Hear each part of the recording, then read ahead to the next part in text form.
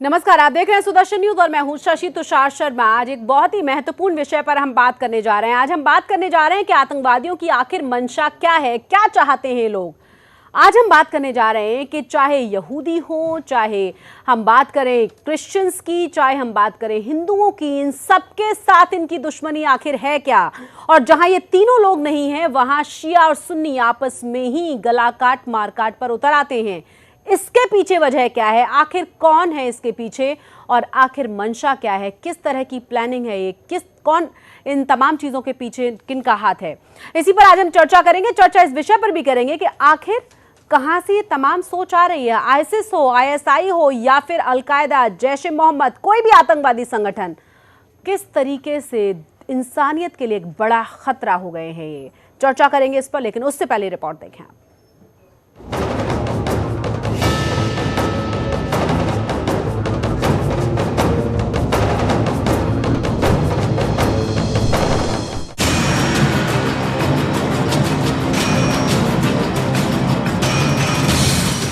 क्या कहें और कितना कहें, सोच सोच के दिमाग थक चुका है। आतंकी मासूमों को मार तो रहे ही हैं, साथ ही बची हुई पीढ़ी को एक अनिश्चय की स्थिति में छोड़े जा रहे हैं। आईएसआईएस के आतंकी आखिर करना क्या चाहते हैं, किसको ये बख्शना चाहते हैं और किसको ये मारना चाहते हैं। सुदर्शन न्यूज आज यही सवाल उन आतंकियों से पूछ रहा है कि चाहते क्या हो मियां। तुम ईसाइयों को मारते हो, तुम पारसियों को मारते हो, तुम हिंदुओं को मारते हो, और तो और तुम मुस्लिमों को भी मारते हो। तुम शियाओं का बेरहमी से कत्ल करते हो, यजीदियों को नर्क जैसी यातना देते हो। आखिर तुम्हारे इरादे क्या हैं? किसके लिए तुम इस्लामिक स्टेट की मांग कर रहे हो? जब कोई जीवित ही नहीं बचेगा तो उस कथित इस्लामिक स्टेट में रहेगा कौन? अब आइए आपको थोड़ा फ्लैशबैक में ले चलते हैं और बताते हैं उन हमलों के बारे में जिनमें हर धर्म के लोग मारे गए। 26 नवंबर 2008 आतंकियों ने देश की सबसे बड़ी औद्योगिक नगरी मुंबई में तबाही मचाई। इस हमले में हजारों हिंदू, पारसी और मुस्लिम भी मारे गए। 7 जनवरी 2015 पेरिस की शार्ली हेब्दो मैगजीन पर हमला, कई ईसाइयों की मौत। 13 नवंबर 2015 पेरिस में ही एक बार फिर आतंकी हमला, हजारों ईसाई और दूसरे कई धर्मों के लोगों की मौत।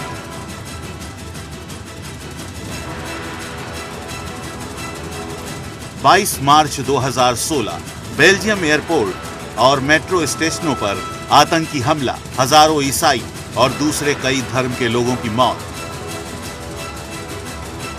28 जून 2016 तुर्की के अतातुर्क एयरपोर्ट पर हमला, तमाम मुस्लिम और अन्य धर्मों के लोगों की हत्या।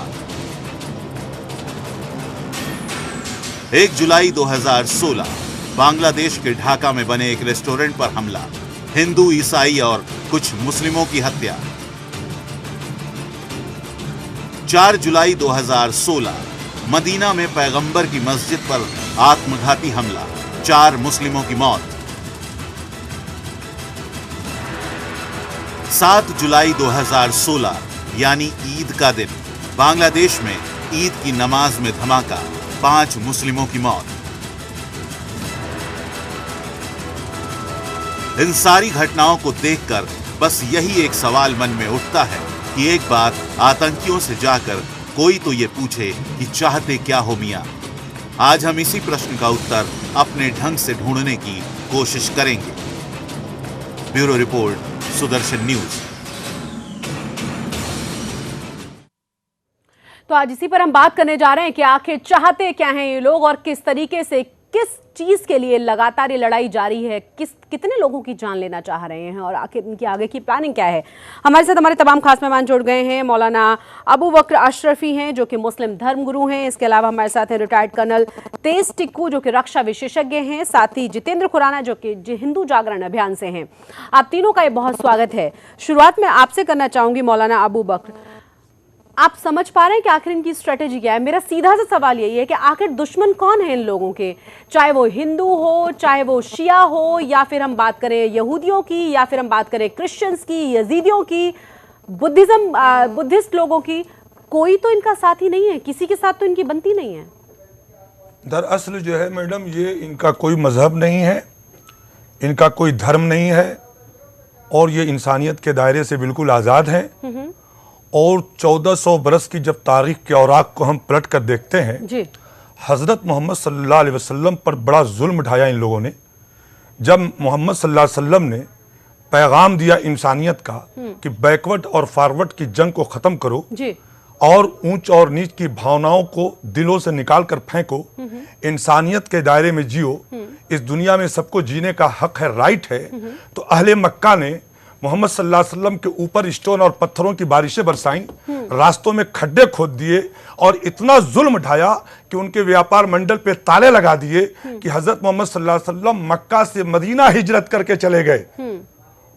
लेकिन उस वक्त के उन आतंकवादियों ने जुल्म ढाना नहीं छोड़ा जी। हत्ता कि हजरत मोहम्मद सल्लल्लाहु अलैहि वसल्लम के पर्दा करने के बाद दुनिया से जी। जब हजरत उमर फारूक आजम और अबू बकर सिद्दीक के बाद खलीफा बने तो मिस्र से और बसरा से एक खतरनाक तूफान उठा। आतंकवादियों ने एक मंसूबाबंद साजिशों के तहत मस्जिद नबवी पर अटैक किया और उसमें हजरत उस्मान गनी रज़ी अल्लाह ताला अन्हु जो नमाज अदा कर इमाम थे उस मस्जिद नबवी के अंदर, उनका कत्ल कर दिया। उसके बाद साहब 3 दिन तक मदीने के लोगों ने उस मस्जिद के अंदर नमाज नहीं पढ़ी जिस मस्जिद के पास में ये अभी हमला हुआ है जी। तो आतंकवादियों का कोई मजहब नहीं है, कोई मैडम नहीं है, ये कोई इनका कोई मजहब नहीं ये है। हम लगातार कहते हैं कि आतंकवाद का कोई मजहब नहीं है, लेकिन जितने भी आतंकवादी पाए जाते हैं उनका एक ही मजहब क्यों निकलता है फिर? वो असल बात क्या है मैडम, सियासी गलतियां कहीं ना कहीं हैं, और जब तक कि उसको आलमे इंसानियत जब तक कि मुत्तहिद होकर और जितनी भी हुकूमतें हैं अपने सिस्टम को चुस्त और दुरुस्त नहीं करेंगी उस वक्त तक आतंकवाद खत्म नहीं होगा। इसलिए मेरा पैगाम यही है, अपील यही है कि आलमे इंसानियत पूरी दुनिया के लोग मुत्तहिद हो जाएं जी, इंशाअल्लाह आतंकवाद खत्म हो जाए। जितेंद्र खुराना, क्या यही वजह है आतंकवाद की? आप कुछ खोज रहे हैं? मौलाना साहब से पवित्र कुरान की एक आयत का मतलब जानना चाहूंगा। तीसरे सूरे की 85वीं आयत है, जो इस्लाम के सिवा कोई और दीन चाहेगा तो वह कभी उससे कबूल नहीं किया जाएगा और आखिरत में वो घाटा उठाने वालों में से होगा। ये देखिए ऐसा है मोहतरम, ये कुरान की एक आयत है, अल्लाह फरमा रहा है कि इन्न दीन इंदल्लाहिल इस्लाम, अल्लाह के नजदीक सबसे बेहतर दीन इस्लाम है। धर्म दुनिया में बहुत हुए, कमोबेश 1,24,000 दुनिया में अवतार आए। कुरान का पैगंबर उनको अवतार नहीं, अवतार एक जो हिंदू अवधारणा है उसको आप इस्लाम में, अवतार का मतलब कुछ हो रहा है, अवतार का मतलब संदेशता नहीं है, पैगाम देने वाला पैगंबर। हाँ, पैगंबर उसी को कहा गया, पैगंबर नबी। तो कमोबेश 1,24,000 आए और हर कौम में अल्लाह ने पैदा किया, हर कौम में नबी आए और उन्होंने उस कौम को उसकी जुबान में खुदा का पैगाम सुनाया, ठीक है। और हर नबी का पैगाम यही था कि लोगों पे जुल्म उठाओ, कमजोरों की मदद करो। सुनिए पहले ना, उसमें लिखा है कि वो आखिरत में घाटा उठाने वालों में से होगा। उसके लिए दीन का मतलब है सीधे रास्ते पर चलना, धर्म का मतलब है सीधे रास्ते मतलब पर चलना। आप देखिए, मैं तो सिर्फ अज्ञानी व्यक्ति के रूप में पूछ रहा हूं। और जहां तक कुरान का मसला है, कुरान में ये कहा लकुम दीनुकुम वलिय दीन, 109 तुम्हें तुम्हारा धर्म मुबारक हो, हमें हमारा धर्म मुबारक नहीं। वो तो देखिए 109वें सूरे की 6ठी आयत है, मक्का की आयत है। मैं आज पहली बार इस विषय पे बात करूंगा कि कुरान में मनसूख और नासिख आयतों के बारे में कई विद्वानों ने लिखा है। कुरान की कोई आयत मनसूख नहीं हुई। मनसूख आयतों के बारे में सुयूती ने लिखा है सबसे ज्यादा, और सुयूती ने लिखा है कि जो तलवार की आयत है 9वें सूरे की 5वीं आयत से ये आयत 109वें सूरे की 6ठी आयत मनसूख हो जाती है। ये सुयूती ने लिखा है, ठीक है। अब मनसूख का मतलब ये होता है, नासिक का मतलब होता है कि जब दो आयतें आपस में कॉन्ट्राडिक्शन करेंगी तो एक कौन सी मानी जाएगी जी? तो जिस आयत पे हजरत मोहम्मद साहब ने अमल किया वो मानी जाएगी और उसकी स्थिति पे कैसे किया जी? अब मैंने आपसे ये पूछा, इसका मतलब क्या कि आखिरत में घाटा उठाने वालों में से होगा? इसका मतलब यह है कि जो अल्लाह के फरमान पर अमल नहीं करेगा, सुन लीजिए, वो घाटे में है, नुकसान में। वो तो लिखा जो खुदा का हुक्म नहीं मानेगा, जो इस्लाम के अलावा किसी और दीन को चाहेगा, साफ कुरान में लिखा है, पवित्र कुरान में मौलाना साहब। ऐसा है। मैंने जो भी मैं अज्ञानी व्यक्ति हूँ, देखिए मैं साथ में ये भी कहना चाहता हूँ, नहीं, मुसलमान इस देश के बड़े सम्मानित नागरिक हैं, सबका देश है, एक चर्चा हो रही है और उस चर्चा में मैं प्रश्न कर रहा हूँ। मेरी कोई हैसियत नहीं है कि मैं कभी किसी की कमी निकाल सकूं या बुराई कर सकूं, मेरी औकात नहीं है इतनी। और खास तौर पे जब इतने बड़े जो नबी हैं और अल्लाह में, तो मैं सिर्फ बात कर रहा हूं क्योंकि आपकी बात जो है उस शब्दों से उत्तर में मेल नहीं खा रही। क्या किस शब्दों से भाई, मेल नहीं खा जो इस्लाम के अलावा किसी और दिन को चाहेगा वो घाटा उठाने वालों में से होगा आखिरत में। अब ऐसा आखिरत में मतलब आखिरत का मतलब होता है कयामत के बाद, कयामत के बाद जो है वो घाटा उठाने वालों में से होगा। अब आप ये तो आप बताइए ना इसका अर्थ। मैं अब एक 9वां सूरे की 33वीं आयत है, मैं उसका अर्थ बता देता हूँ शब्द दर शब्द जो है मेरे पास, क्योंकि मैं पवित्र कुरान अभी नहीं लाया हूँ, क्योंकि मैं धार्मिक ग्रंथ है, मैं ऐसी जगह रखूँ जहाँ पे सम्मान हो, ठीक है ना, क्योंकि यहाँ झूठे गिलास सब मैं ऐसी जगह में नहीं रखूंगा, मैं ऐसी मजहबी किताब। इस्लाम वो मजहब है जिसने ये कहा है, सुन लीजिए, कि दुनिया के तमाम मजहबों का सम्मान कीजिए, किसी को बुरा मत कीजिए। इसी विषय में 9वें इस्लाम एक पैगाम देता है जो कि सलामती का मजहब है। अगर लोग इसे कबूल करते हैं तो ठीक है, तुम किसी पे जोर और जबरदस्ती नहीं कर सकते कि तुम इस्लाम को कबूल करो। लेकिन ये तमाम जो एग्जाम्पल्स मिलते हैं इस देश में भी, अगर हम बात करें जिस तरीके से मुगल्स आए और उन्होंने क्या किया, आप बहुत अच्छे तरीके से जानते हैं। जी जी जी। और उन्हीं मुगल्स के नाम पर, औरंगजेब के नाम पर हमारा रोना पिटना शुरू हो जाता है कि वो रोड का नाम क्यों हटा दिया गया। तो मेरा सवाल ये है कि अगर इस्लाम ये पैगाम देता है तो ये तमाम फॉलोअर्स हैं कौन जो पूरी तरह से गलत संदेश दे रहे हैं? देखिए जी, हर दौर में दो क्वालिटी के लोग रहे हैं जी, कॉलर वाले और डॉलर वाले जी। और हर दौर में दो क्वालिटी के मुसलमान रहे हैं। एक मुसलमान वो है जब उसका कदम उठा, आगे बढ़ा, तो उसका नजरिया और मकसद ये था जमीन का विस्तार, जी, माफ कीजिएगा। और एक मुसलमान वो था जो अल्लाह के लिए अपने नबी का पैगाम लेकर जब दुनिया को चला है इंसानियत का पैगाम सुनाने के लिए, तो उसका नजरिया सिर्फ और सिर्फ ये रहा है कि दीन का विस्तार, धर्म का विस्तार, इंसानियत का विस्तार। तो जो इंसानियत और दीन और धर्म के विस्तार के लिए आगे बढ़े, उनकी जात से दुनिया में कोई न नुकसान पहुंचा है और न किसी को तकलीफ हुई है। ठीक है, हमारे साथ रिटायर्ड कर्नल तेज चिक्कू भी हैं जो कि रक्षा विशेषज्ञ हैं। मेरा सवाल ये है आपसे, जिस तरीके से गतिविधियां बढ़ रही हैं, एक के बाद एक पूरा विश्व गिरफ्त में आ रहा है आतंकवादी संगठनों के और इस तरह की घटनाओं के, जहां हम कभी एक्सपेक्ट भी नहीं कर सकते थे कि यहाँ पर भी इस तरह की घटनाएं हो सकती है, वहां पर भी ये तमाम घटनाएं हमें नजर आ रही हैं। बहुत ही बुरी स्थिति में हम पहुंच रहे हैं कहीं ना कहीं। सबसे पहले मैं जितेंद्र खुराना साहब ने जो बताया कि भाई इस्लाम को जो कबूल नहीं करेगा उनके मुताबिक, तो उनको वो अच्छा नहीं माना जाएगा। लेकिन प्रॉब्लम तो आजकल ये है कि सबसे ज़्यादा मुसलमान ही मर रहे हैं जी। अगर आप देखो मिडल ईस्ट के अंदर, सीरिया में, इराक में, अफ़गानिस्तान में, पाकिस्तान में, जहाँ पर भी आप ये आतंकवादी गतिविधियां देखेंगे, सबसे ज्यादा कैजुअलिटीज वहाँ मुसलमानों की ही हो रही है। वहाँ कोई और है नहीं तो मुसलमान ही मरेंगे। हाँ, तो इसका प्रॉब्लम ये नहीं मार रहे ना। नहीं, मैं बताऊंगा, मैं इसका जवाब दूंगा, मैं इसका जवाब दूंगा आपको। हर युग में इस्लाम की इंटरप्रिटेशन के ऊपर हमेशा जंग छिड़ी है। जब से प्रॉफेट मोहम्मद साहब, peace be upon his soul, जब से वो चले गए, तब से जब भी इस्लाम आगे बढ़ा, इन दो विचारधाराओं के बीच में हमेशा जंग चढ़ी है, क्योंकि इंटरप्रिटेशन का प्रॉब्लम। दो नहीं, तीन है, तीसरी इनके अलावा जो भी है, हाँ, उसमें क्रिश्चियनिटी भी आ गई, उसमें वो तो पहले वो तो नॉन मुस्लिम तो है ही ना, 3 कैटेगरी रहेंगी ना, नॉन मुस्लिम तो है। अभी से पहले सबसे ज्यादा तो नॉन मुस्लिम ही मारे गए। नहीं, आप अभी आज हम ISIS की बात कर रहे हैं, हम ISIS की बात कर रहे हैं। देखिए, आप पॉलिटिक्स को और इस्लाम को किसी भी सेंचुरी में अलग नहीं कर सकते, हो ही नहीं सकता। और यही वजह है कि ISIS का जो आतंक आजकल मचा हुआ है, इसमें कम से कम 60-70% तो पॉलिटिक्स है।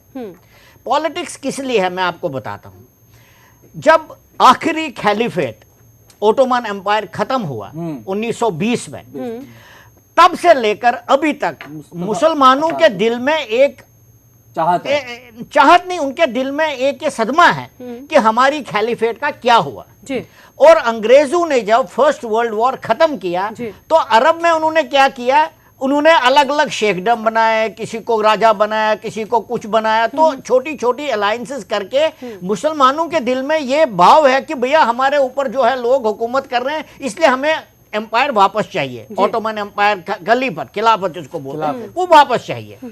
लेकिन प्रॉब्लम क्या हो रही है, प्रॉब्लम ये हो रही है कि उनको ये कैसे मिले, तो वो इस्लाम इसके साथ जोड़ देते हैं, क्योंकि जब इस्लाम इसके साथ जोड़ देते हैं तो उनको अरब, खासकर अरब में जहां पर के ट्राइबल्स में लोग बटे हुए हैं, ट्राइब्स में लोग बटे हुए हैं, तो इस्लाम के नाम पर वो लोगों को अपने साथ जोड़ना चाहते हैं। लेकिन फिर जो रूल कर रहे हैं वो भी मुसलमान हैं, जो लड़ाई लड़ रहे हैं वो भी मुसलमान हैं, जो मर रहे हैं वो भी मुसलमान। तो इसलिए जितना वो अपने आप को सेक्टेरियन मुद्दों के ऊपर लाएं, जितनी इंटरप्रिटेशन वो ज्यादा हार्ड करेंगे तो वो सोचते हैं उसी मुताबिक हम इससे फायदा निकाल सकते हैं। फॉर एग्जाम्पल अल-कायदा और आईएसआईएस के बीच में तो कुछ होना नहीं चाहिए आपस में कोई डिफरेंसेस, वो इसलिए डिफरेंसेस है क्योंकि वो सोचते, आईएसआईएस वाले सोचते हैं कि अल-कायदा तो कुछ उन्होंने किया उसके बाद वो बिल्कुल शांत हो गया, वो तो आगे बढ़ ही नहीं पा रहे हैं, तो इस वजह से आईएसआईएस पैदा हुई। और आईएसआईएस ने क्या बोला, भाई हम नियर एनिमी को पहले मारेंगे। नियर एनिमी मींस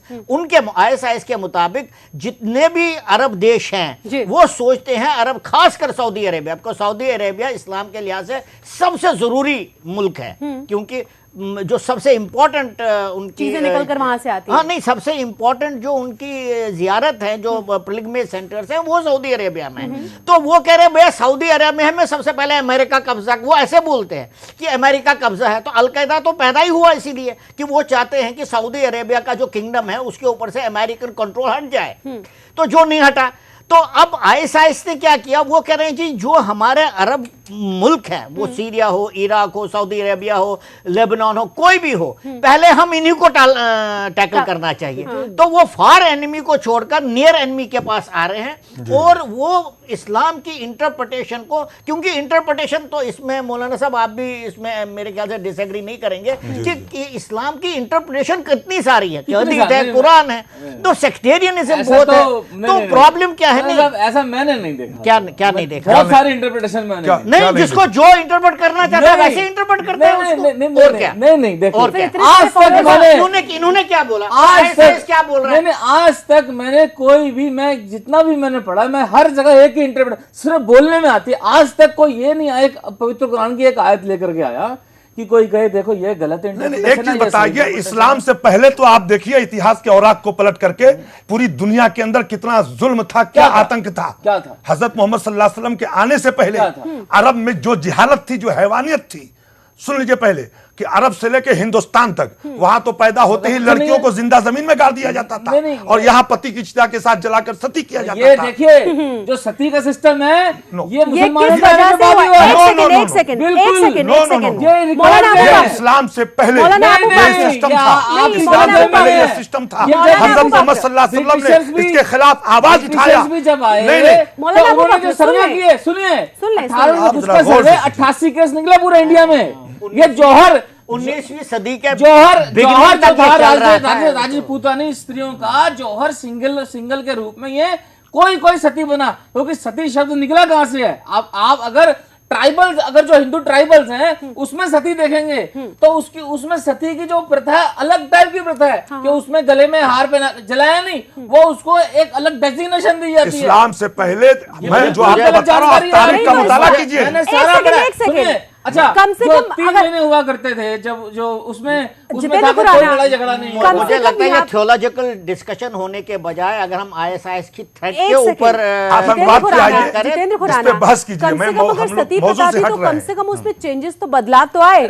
या तो जाकिर नाइक अभी भी कहती है झूठे बने बनाए जो वो तो है, किस तरीके से 1 मिनट रात को विवाह करने की प्रथा, हिंदुस्तान के अंदर किस तरीके से शुरू हुई, मुगल्स के आने के बाद शुरू हुई ना। आतंकवाद अमेरिका की तखलीक का नाम है, नापाक तखलीक का नाम ही आतंकवाद है। मैं पूछना चाहता हूं, और हिंदुस्तान के अंदर 1 सदी से इमाम अहले सुन्नत मौलाना अहमद रजा खान फाजिल बरेली रहमतुल्लाह अलैह से लेकर मौलाना फजल हक खैराबादी से लेकर हर दौर में जो है आवाजें उठाई जाती रही हैं कि इस्लाम के नाम पर अमेरिका ने कुछ ऐसे लोगों को पैदा कर दिया है जो आतंक फैला रहे हैं। मौलाना अबू बकर, मैं कह रही हूँ कि इस्लाम को, किसके इस्लाम को सही माने? जाकिर नाइक कह रहा है कि आपको अपनी पत्नी को पीटने का अधिकार है, उसमें चोट नहीं लगनी चाहिए। इस्लाम ने मजम्मत की है, वो तो डॉक्टर इस्लाम ने औरतों को जो दर्जा दिया है, जो मकाम दिया है। डॉक्टर जाकिर, एक सेकंड, क्योंकि लोग तो मान रहे हैं ना, इस्लाम वो मजहब है जिसने ये कहा कि तुम चाहे बहुत बड़े सूफी हो जाओ, मौलाना बन जाओ, माँ के कदमों के नीचे जन्नत है। अगर माँ की तुम खिदमत नहीं करते हो, तुम्हारी कोई इबादत कबूल नहीं, कोई वर्षी कबूल नहीं, तुम पर जन्नत हराम है। ठीक है मौलाना अबू बकर, जो इन्होंने आप जैसे लोग सिर्फ 0.1% ही क्यों हैं? शशि जी, करोड़ों की संख्या में जाकिर नाइक के जो फॉलोअर्स हैं उनको तो वही सिखाया जा रहा है जो मैं आपको बता रही हूँ, और अवेलेबल है ये वीडियोस। शशि जी बताया जो अभी मौलाना साहब ने बात कही, हाँ। पवित्र कुरान के 4 सूरह की 34वीं आयत में स्पष्ट लिखा है, मैं मेरे मोबाइल में मैंने उसकी रखी हुई, अगर वो ले गए हैं मैं पढ़ के सुना देता हूँ आयत, प्रोवाइड किया जाए मोबाइल। उसमें ये साफ लिखा है कि पत्नियों की सरकशी का भय हो तो पहले उन्हें समझाओ, दूसरा लिखा है उन्हें बिस्तरों में अकेला छोड़ दो, तीसरा लिखा है उन्हें फिर मारो, ब्रैकेट में लिखा है बदी, ये तो गलत, बिल्कुल लिखा है। और आप पेश दुनिया की कोई कुरान में जाके कहीं से उठा के लीजिए, इंग्लिश, हिंदी, मराठी, अरबी, कोई भी ले गलत आप ये बात पेश कर रहे हैं। दसियों कुरानों से बिल्कुल ये इल्जाम लगा रहे हैं आप इस्लाम पे, कुरान पे। बिल्कुल जी, पवित्र कुरान आप बताएं कौन सा इस्लाम वो मजहब है, कुरान वो मजहब है जिसने औरतों को इज्जत दी, ठीक है, औरतों के मकाम को बुलंद किया है। सुनिए 4 सूरह की 4 आयत, 34वीं आयत, इसी के ऊपर अंतरराष्ट्रीय फतवे हैं, इसी के ऊपर जाकिर नाइक बोलता है, और इसी के ऊपर पाकिस्तान में जो वो लाना चाह रहे हैं कि ये हम पत्नी को मारने का, ठीक है ठीक है, ये अच्छा। और वो लोग डिसाइड करेंगे ना आपको, मेरी मैं कोई आपत्ति नहीं कर सकता। इस्लाम का सुन लीजिए 1 मिनट, सबसे पहले इस्लाम का जो लफ्जी माने है वो सलामती के है, रक्षा के है, रहमत के है। मैं कह रही हूँ इस्लाम का मतलब ही है सलामती। लेकिन मौलाना साहब प्रॉब्लम, मौलाना अबू बकर, ये जो बात आप बात भी तो कह है रहे हैं, कि मैंने इस्लाम, कहा ना कि आप जैसे लोग 1% ही क्यों हैं, 99 आप कुरान लेके मैं आपको एक बात बता दूं, सुन लीजिए, हर अच्छी चीज कम होती है, बुरी चीज ज्यादा होती है। लेकिन आपके अच्छी क्वालिटी के लोग कम तमाम मिलेंगे, लोगों को बाहर अच्छा निकलना होगा।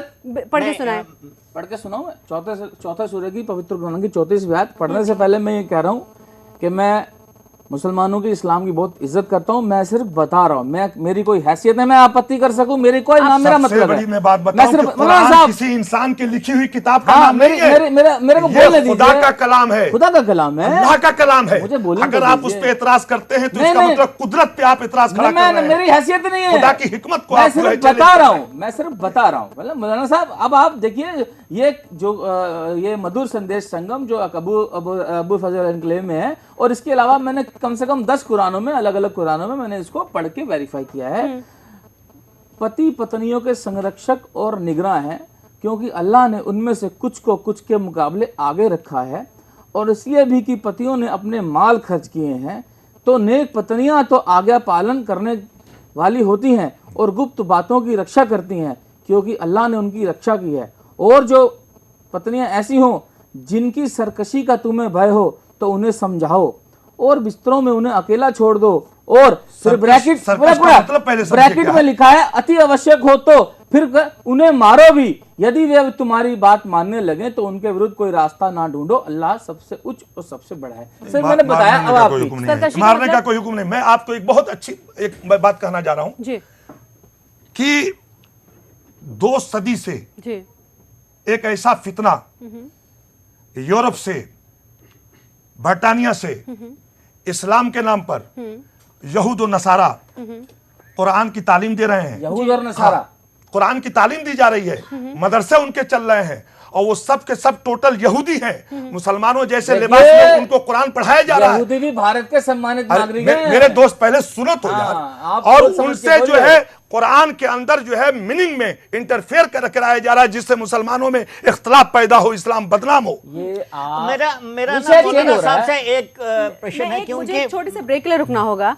ब्रेक के बाद फिर हम अहम बहस पर आएंगे, जिस पर हम बात कर रहे हैं कि आईसिस हो या फिर ISI हो, या फिर हम लश्कर तैयबा की बात करें, या फिर जिस तरीके से एक के बाद एक बोको हरम की हम बात कर लें, तमाम आतंकी संगठन हैं, इन सबके आतंकवादियों का कहना यह है कि वो इस्लाम का राज्य पूरे विश्व में लाना चाहते हैं।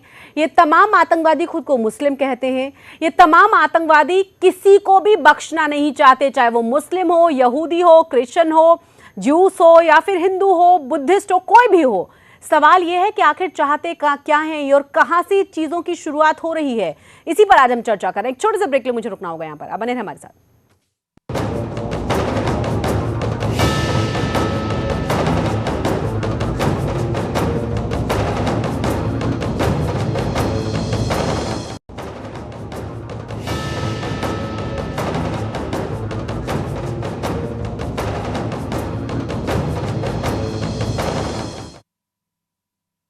ब्रेक के बाद एक बार फिर से आप सभी का स्वागत है। आज बहुत ही महत्वपूर्ण विषय पर हम बात कर रहे हैं। यहाँ पर सवाल मेरा ये है रिटायर्ड कर्नल आपसे टिक्कू जी कि जिस तरीके से आप तमाम चीज़ों को देख रहे हैं और इससे पहले भी हम कई बार इस मुद्दे पर बहस कर चुके हैं, लेकिन सचमुच समझ में नहीं आता कि आखिर दुश्मन कौन है इनका और ये किसी के दोस्त भी हैं क्या? इंसानियत के तो लगते नहीं। देखिए, ये जो ISIS का जो फिनोमिनन है, ये हम इसको ऑर्डिनरी तौर पर नहीं देख सकते और इस बात से भी आप इनकार नहीं कर सकते कि इन लोगों को भी दुनिया के कई ऐसे मुल्क हैं, दुनिया के कई ऐसे देश हैं जिनका संरक्षण है इनको। आफ्टर ऑल आज तक हिस्ट्री के अंदर कोई भी टेररिस्ट ऑर्गेनाइजेशन नहीं हुई है बड़ी से बड़ी, LTT हो उसमें या LET हो या कोई भी किसी बड़ी से बड़ी जो आतंकवादी ऑर्गेनाइजेशन है, कभी किसी आतंकवादी ऑर्गेनाइजेशन ने एक स्टेट का रूप नहीं लिया। मतलब उनके पास टेरिटरी नहीं थी, क्योंकि जब आपके पास टेरिटरी होगी तो आपको उस टेरिटरी को डिफेंड करना पड़ेगा। डिफेंड करने के लिए आपको एक रेगुलर आर्मी बनानी पड़ेगी। तो 1.5 साल के अंदर ISIS पैदा हुआ और 1.5 साल के अंदर उन्होंने इतनी सारी जमीन अपने कब्जे में करी कि उन्होंने अपनी करेंसी शुरू करी। उनका राजस्व कम से कम फॉरेन करेंसी रिजर्व $2 बिलियन हो गए। $150 मिलियन उनका ईयरली इनकम था। ऑयल वेल्स उनके पास चले गए। तो मुझे लगता है कुछ हद तक तो इस बात में सच्चाई है कि ISIS जो है खुद अपने आप पैदा नहीं हुआ, इसको कई सारे मुल्कों ने मदद की पैदा होने के लिए। जी ठीक है। अब दूसरी बात, मौलाना साहब ने भी ये बात कही कि भैया ये असली इस्लाम तो है ही नहीं, ये जो ये कह रहे हैं। लेकिन प्रॉब्लम इधर ही आ रही है। प्रॉब्लम यहाँ आ रही है। अगर ये असली इस्लाम नहीं है तो दुनिया भर से यंग लोग, यूथ इनके पास क्यों जा रहा है लड़ने के लिए, और इतने पावरफुल है एकदम से कैसे हुए? तो कुछ हद तक मुझे लगता है इस्लाम, मुसलमानों ने इस्लाम इंटरनेशनल लेवल पर एक अंदर से एक सोच विचार करना पड़ेगा कि क्या इस्लाम को ऐसे आदमियों के हाथ में सौंप दिया जाए जो दुनिया भर में कहर मचा रहे हैं, जो दुनिया भर में आतंक मचा रहे हैं और रूथलेस तरीके से अपने ओपोनेंट्स को मार रहे हैं, और सबसे ज्यादा ओपोनेंट तो उनके अपने ही मुसलमान हैं। क्योंकि फिर मैं जितेंद्र साहब को मैं बताना चाहता हूं कि वो कह रहे हैं कि हमारी जो इंटरप्रिटेशन है इस्लाम की वही असली इंटरप्रिटेशन है। अब उनकी इस्लामिक इंटरप्रिटेशन वो करेक्ट है या ठीक नहीं, ये तो हम नहीं कह सकते। ये तो मुसलमान के जो बड़े धर्म गुरु हैं, जो थियोलॉजिकल अथॉरिटीज हैं, स्कॉलर्स हैं, उनको बोलना पड़ेगा और एकदम इकट्ठा होकर इनका ऑपोजिशन करना पड़ेगा। नहीं तो इसके लिए हमने अभी इंटरनेशनल सूफी कॉन्फ्रेंस किया था, पूरी दुनिया को हमने पैगाम दिया कि ये हम उस इस्लाम के मानने वाले नहीं हैं जो ओसामा बिन लादेन से लोगों तक पहुंचा है। हम उस इस्लाम के मानने वाले हैं जो हजरत मोहम्मद सल्लल्लाहु अलैहि वसल्लम से होकर हजरत मोहम्मद सल्लल्लाहु अलैहि वसल्लम से और करबला में शहीद होने वाले हजरत इमाम हुसैन से हमको मिला है। हम उस इस्लाम के मानने वाले। मैं देखिए, जो मैं अभी jihadwatch.org एक वेबसाइट है, उनमें जो भी ISIS करता है उसकी अच्छी डिटेल आती है, और भी मैं आर्टिकल्स, और वो पवित्र कुरान की आयतों को कोट भी करते हैं। तो मैंने उनको थोड़ा सा नोट भी करता रहा, और कुछ जो वो किससे प्रेरणा ले रहे हैं, मैं 2-3 अगर आपकी अनुमति हो जी। और उनसे युद्ध करो कि जहां तक कि फितना शेष ना रहे और दीन अल्लाह का हो जाए।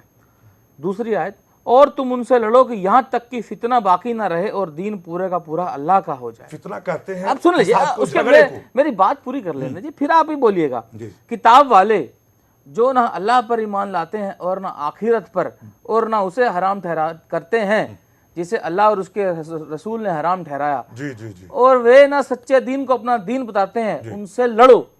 यहाँ तक कि वे अप्रतिष्ठित होकर अपने हाथ से जिजिया देने लगे। तो वही तो आतंकवादी हैं जिनसे इस्लाम ने लड़ने की बात की थी। सिर्फ 3 वही हैं बहुत सी आतंकवादी। आयतें, तो उनसे लड़ो, उनसे लड़ो, उनसे लड़ो। तो अब बात उनसे लड़ो, किनसे लड़ो? आतंकवादियों से, जो जुल्म उठाते हैं उनसे, जो इंसानियत का खून बहाते हैं उनसे, जो बेटियों की आबरू लूटते हैं उनसे। किताब वाले कौन हुए? किताब वाले ये हुए कि जो अल्लाह के कानून के किताब वाले तो यहूदियों और ईसाइयों को बोला गया है। हाँ, जैसे तौरात भी है, तौरात और इंजील है, आसमानी है ना। तो ये तो साफ साफ यहूदियों और ईसाइयों के बारे में लिखा हुआ है ना। ठीक है, कि किताब वालों से लड़ो, उनसे लड़ो, यहाँ तक कि वे अप्रतिष्ठित होकर अपने हाथ से जिजिया देने लगे। यहाँ पे तो साफ लिखा है। ये तो ये किताब वाले जो क्लियर है, ये तो क्लियर है यहूदी और ईसाई के बारे में लिखा हुआ है। क्योंकि इनका आतंक बहुत ज्यादा था इस्लाम से पहले। ये गरीबों पे जुल्म उठाते थे, उनकी खेतियों में आग लगा देते थे, उन पर बहुत ज्यादा भ्रष्टाचार के पहाड़ तोड़ते थे। ऐसा कुछ नहीं है। आप आपकी अपनी तारीफ पढ़ो मेरे दोस्त। मैं जो कह रही हूँ वो ये कह रही हूँ कि आप कह रहे हैं कि इनके आपके यहाँ नहीं, आपके यहाँ जो है हिंदुस्तान की तारीख उठाइए, महाभारत उठाइए। जब रावण का जुल्म सितम चरमो सीमा को छू गया तो अयोध्या की धरती पे इमाम पैदा हुए कि नहीं? अवतार पैदा हुए। अरे वो अयोध्या की धरती पे राम पैदा हुए। राम पैदा हुए। उसी तरीके से जब यजीद का जुल्म सितम आसमान को छू गया था तो मैदान करबला में इमाम पैदा हुए जिनको इमाम हुसैन कहा जाता है। बिल्कुल बिल्कुल। नहीं तो इन लोगों ने जुल्म के खिलाफ आवाज बुलंद की है। लेकिन अभी ये लोग उन्हीं का नाम लेकर क्यों जुल्म ढा रहे हैं दूसरे लोगों पे? मैं वही तो बार बार सवाल कर रही हूँ। उठाते नहीं, ये तो कहते हैं उनको मानो ही मत, ये तो कहते हैं उनकी मजार को तोड़ दो, ये तो कहते हैं उनका मकबरा तोड़ दो। सऊदी गवर्नमेंट सबसे निकम्मी गवर्नमेंट है जो आतंकवादियों को और वहाबियों को ये जो फंडिंग करती है, जिसको लोग नहीं समझ रहे थे। और सूफी सुन्नी बरेलवी मुसलमान 100 बरस से चिल्ला रहा है कि होशियार रहो, होशियार रहो। न हुकूमत हिंद सुन रही थी, न लोग सुन रही थी। आज देखिए सबकी आंखें खुल गई। देखिए एक चीज मैं बताना चाहता हूँ। जब 1973 में अरब इजरायली लड़ाई हुई और पेट्रोल की कीमतें आसमान छूने लगी और अमेरिका और सऊदी अरेबिया के बीच में जो एग्रीमेंट हुआ वो काफ़ी लंबा चौड़ा एग्रीमेंट है, लेकिन बात ये हुई अल्टीमेटली उसका क्या नतीजा निकला कि अरब, खासकर सऊदी अरेबिया, क्योंकि सबसे ज़्यादा पेट्रोल वही पैदा करते थे, वहाँ पेट्रोल डॉलर्स बहुत ज़बरदस्त आए। और चूंकि सऊदी अरेबिया के हुकूमत की जो नींव थी वो वाबीइज्म पर है, जो कि एक सलाफिस्ट आइडियोलॉजी है, तो उस आइडियोलॉजी को चलाने के लिए उन्होंने करोड़ों रुपया खर्च किया। मैं आपको एक उदाहरण देता हूँ। 1947 में पूरे JNK के अंदर 200-250 मदरसे थे और उन मदरसों में इन्फ्लुएंस क्या था? ऐसे भाई साहब का मॉडरेट इस्लाम। 73 के बाद 89 तक जब वहाँ पर इंसर्जेंसी शुरू हुई और कश्मीरी पंडितों को निकाला गया, उनकी तादाद हो गई थी 1150। तो पैसा कहाँ से आता था?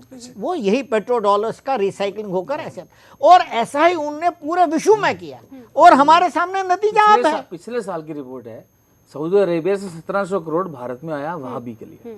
25,000 स्कॉलर्स ने पिछले तब से मतलब उससे पिछले 4 सालों में 25,000 वहाबी स्कॉलर ने सऊदी अरेबिया से इंडिया में विजिट किया। 25,000 स्कॉलर्स ने, वहाबियों ने, सऊदी अरेबिया से। तो और जाकिर नायक को भी जो किंग फैसल इंटरनेशनल अवार्ड दिया गया, जो मुस्लिम जगत का सबसे बड़ा अवार्ड माना जाता है, सऊदी किंग सलमान ने दिया। और उसमें मक्का के अमीर जो थे वो भी थे। 1,30,000 पाउंड यानी कि लगभग 1.25 करोड़ रुपया जाकिर नायक को, ये तो जो सामने से जो दिया गया, ये भी सऊदी अरेबिया जो जहाँ पे पूरी तरह शरीयत लागू है। तो ये तो हम अच्छी तरह जानते हैं। लेकिन अब बात यह है कि हमारी चिंता क्या है। हम यहाँ भारत में बैठे हैं, बात होती है फंडिंग की, बात होती है इंटरप्रिटेशन की, तो दोनों पे सरकार को भी और हम कैसे? यहाँ के कानून बिल्कुल क्लियर है। सवाल आया मौलाना अबू बकर जी, हम अपने मुल्क के वजीर आजम से अपील करते हैं मक्का मदीना में जिस पाबंदी इन पे आयद किया जाए, वहाबियों पे, देवबंदियों पे। मौलाना साहब बिल्कुल इन पर पाबंदी आयद की जाए। इनसे आप ही परेशान नहीं, हम भी परेशान हैं, बहुत बढ़िया बात, दुनिया के लोग बहुत बढ़िया बात कही है। एक बात मैं आपसे और सुनना चाहता हूँ। देखिए, जो एक हम आपको खुश करने के लिए नहीं कर रहे हैं, आप अपना कर्तव्य पूरा कर रहे हैं, बचाने के लिए कर रहे हैं। आप अपना कर्तव्य पूरा, भारतीय होने का कर्तव्य पूरा कर रहे हैं। मैं बिल्कुल मैं आपकी बड़ी प्रशंसा, मेरा भी तो कर्तव्य है। यही असल इस्लाम है। अच्छा, अब बात ये है कि पिछले वर्ष दुर्भाग्यवश एक कमलेश तिवारी ने हजरत साहब के बारे में गलत बात कही। गलत तो गलत है भाई। गलत बात कही कोई और कहीं से बोले गलत। उसके ऊपर राष्ट्रीय सुरक्षा कानून के अंतर्गत कार्रवाई की गई। अब जाकिर नायक ने जो भगवान शंकर के बारे में गणपति के बारे में बोलता है, उस पर भी तो रासुका लगनी चाहिए ना। जी जी, हजरत मोहम्मद सल्लल्लाहु अलैहि वसल्लम की हदीस है, फरमान है कि तुम किसी मजहब को बुरा मत कहो। तो अब किसी का जाकिर नायक के ऊपर रासुका लगनी चाहिए, नहीं लगनी चाहिए? जितेंद्र साहब पॉइंट मेरे को एक चीज बताइए आप, यहाँ पर राजनीतिक दल जो हैं पॉलिटिक्स करते हैं। कल इन्होंने पोस्ट चलाई यहाँ पर एक गणेश के ऊपर। मैं कह रही हूँ पॉलिटिक्स करते हैं, लेकिन ये पॉलिटिक्स तो सबको समझ में आती है ना। बैठ के मांग ही कर ये सकते हैं तमाम मुस्लिम्स को क्यों समझ में नहीं आती? जिन नेताओं ने उनके नाम पे पॉलिटिक्स की, और सच्चर कमेटी की रिपोर्ट्स जरा देख लीजिए कि दिया क्या उनको आज तक। सवाल ये है कि वो आवाज क्यों बुलंद नहीं करते? सीरिया में कोई घटना घटती है, यहाँ पर विरोध प्रदर्शन होता है, यहाँ हंगामा शुरू हो जाता है, यहाँ मारकाट शुरू हो जाती है, ये समझने के बजाय कि वहां कुछ और हो रहा है, यहाँ हम अपने देश को क्यों नुकसान पहुंचाएं, ये तमाम लोग, इस तरह के लोग सामने क्यों नहीं आते? एक बात मेरी मांग है, बात आतंकवादी हो रही है, लेकिन ये इंटेलेक्चुअल टेररिज्म जो है, क्या जाकिर नायक और रासुका राष्ट्रीय सुरक्षा कानून में भी कमलेश तिवारी की तरह बंद किया जाना चाहिए? मेरे दोस्त, मैं 5 साल पहले तो बोले, मेरे दोस्त में अभी हाँ भी नहीं बोला। पहले सुनो यार, मैं 5 साल पहले से बोल रहा हूँ, जब लखनऊ के अंदर इसने हजरत मोहम्मद सल्लल्लाहु अलैहि वसल्लम का अपमान किया था, बीबी फातिमा के खिलाफ बोला था, मौला अली के खिलाफ बोला था, नहीं ये लोग मर गए, कुछ नहीं कर सकते। बताइए, इतनी अजीम जात के लिए अल्लाह ने दुनिया बनाई। ये बात जो है, देखिए, अगर पैगंबर साहब का अपमान कमलेश तिवारी ने किया और जाकिर नायक ने किया, तो दोनों पे रासुका लगनी चाहिए। वोट बैंक पॉलिटिक्स, बिल्कुल, दिस इज वोट बैंक। बंद करना चाहिए, इसके चैनल को बंद करना चाहिए, उस पर पाबंदी लगा देनी चाहिए, रासुका लगनी चाहिए।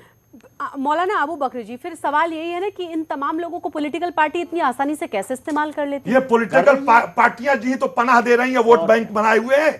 ये सुधर जाए तो देश सुधर जाएगा, पूरी दुनिया सुधर जाएगी। जिस तरीके से कल आपने देखा दिग्विजय सिंह उसको गले मिल रहा है, जब उसको जेल में होना चाहिए, दूध बोला गया था। उसके बाद तो दिग्विजय सिंह का ये भी बयान है कि क्या वो टेररिस्ट है जिसके खिलाफ इतनी सारी बातें कही जा रही हैं? क्या हो गया अगर मैं उनके प्रोग्राम में चला गया? तो ये उनकी सफाई थी जो आज ही आई है। हिंदुस्तान का पॉलिटिक्स इतना बिगड़ा हुआ है, यहाँ वोट बैंक पॉलिटिक्स ने देश को बर्बाद करके वो तो ये देख कर गए कि डॉक्टर जाकिर नायक जहाँ बोलता है बहुत जबरदस्त मजमा लगता है, उसके लिए वोट के लिए गया वहां पर।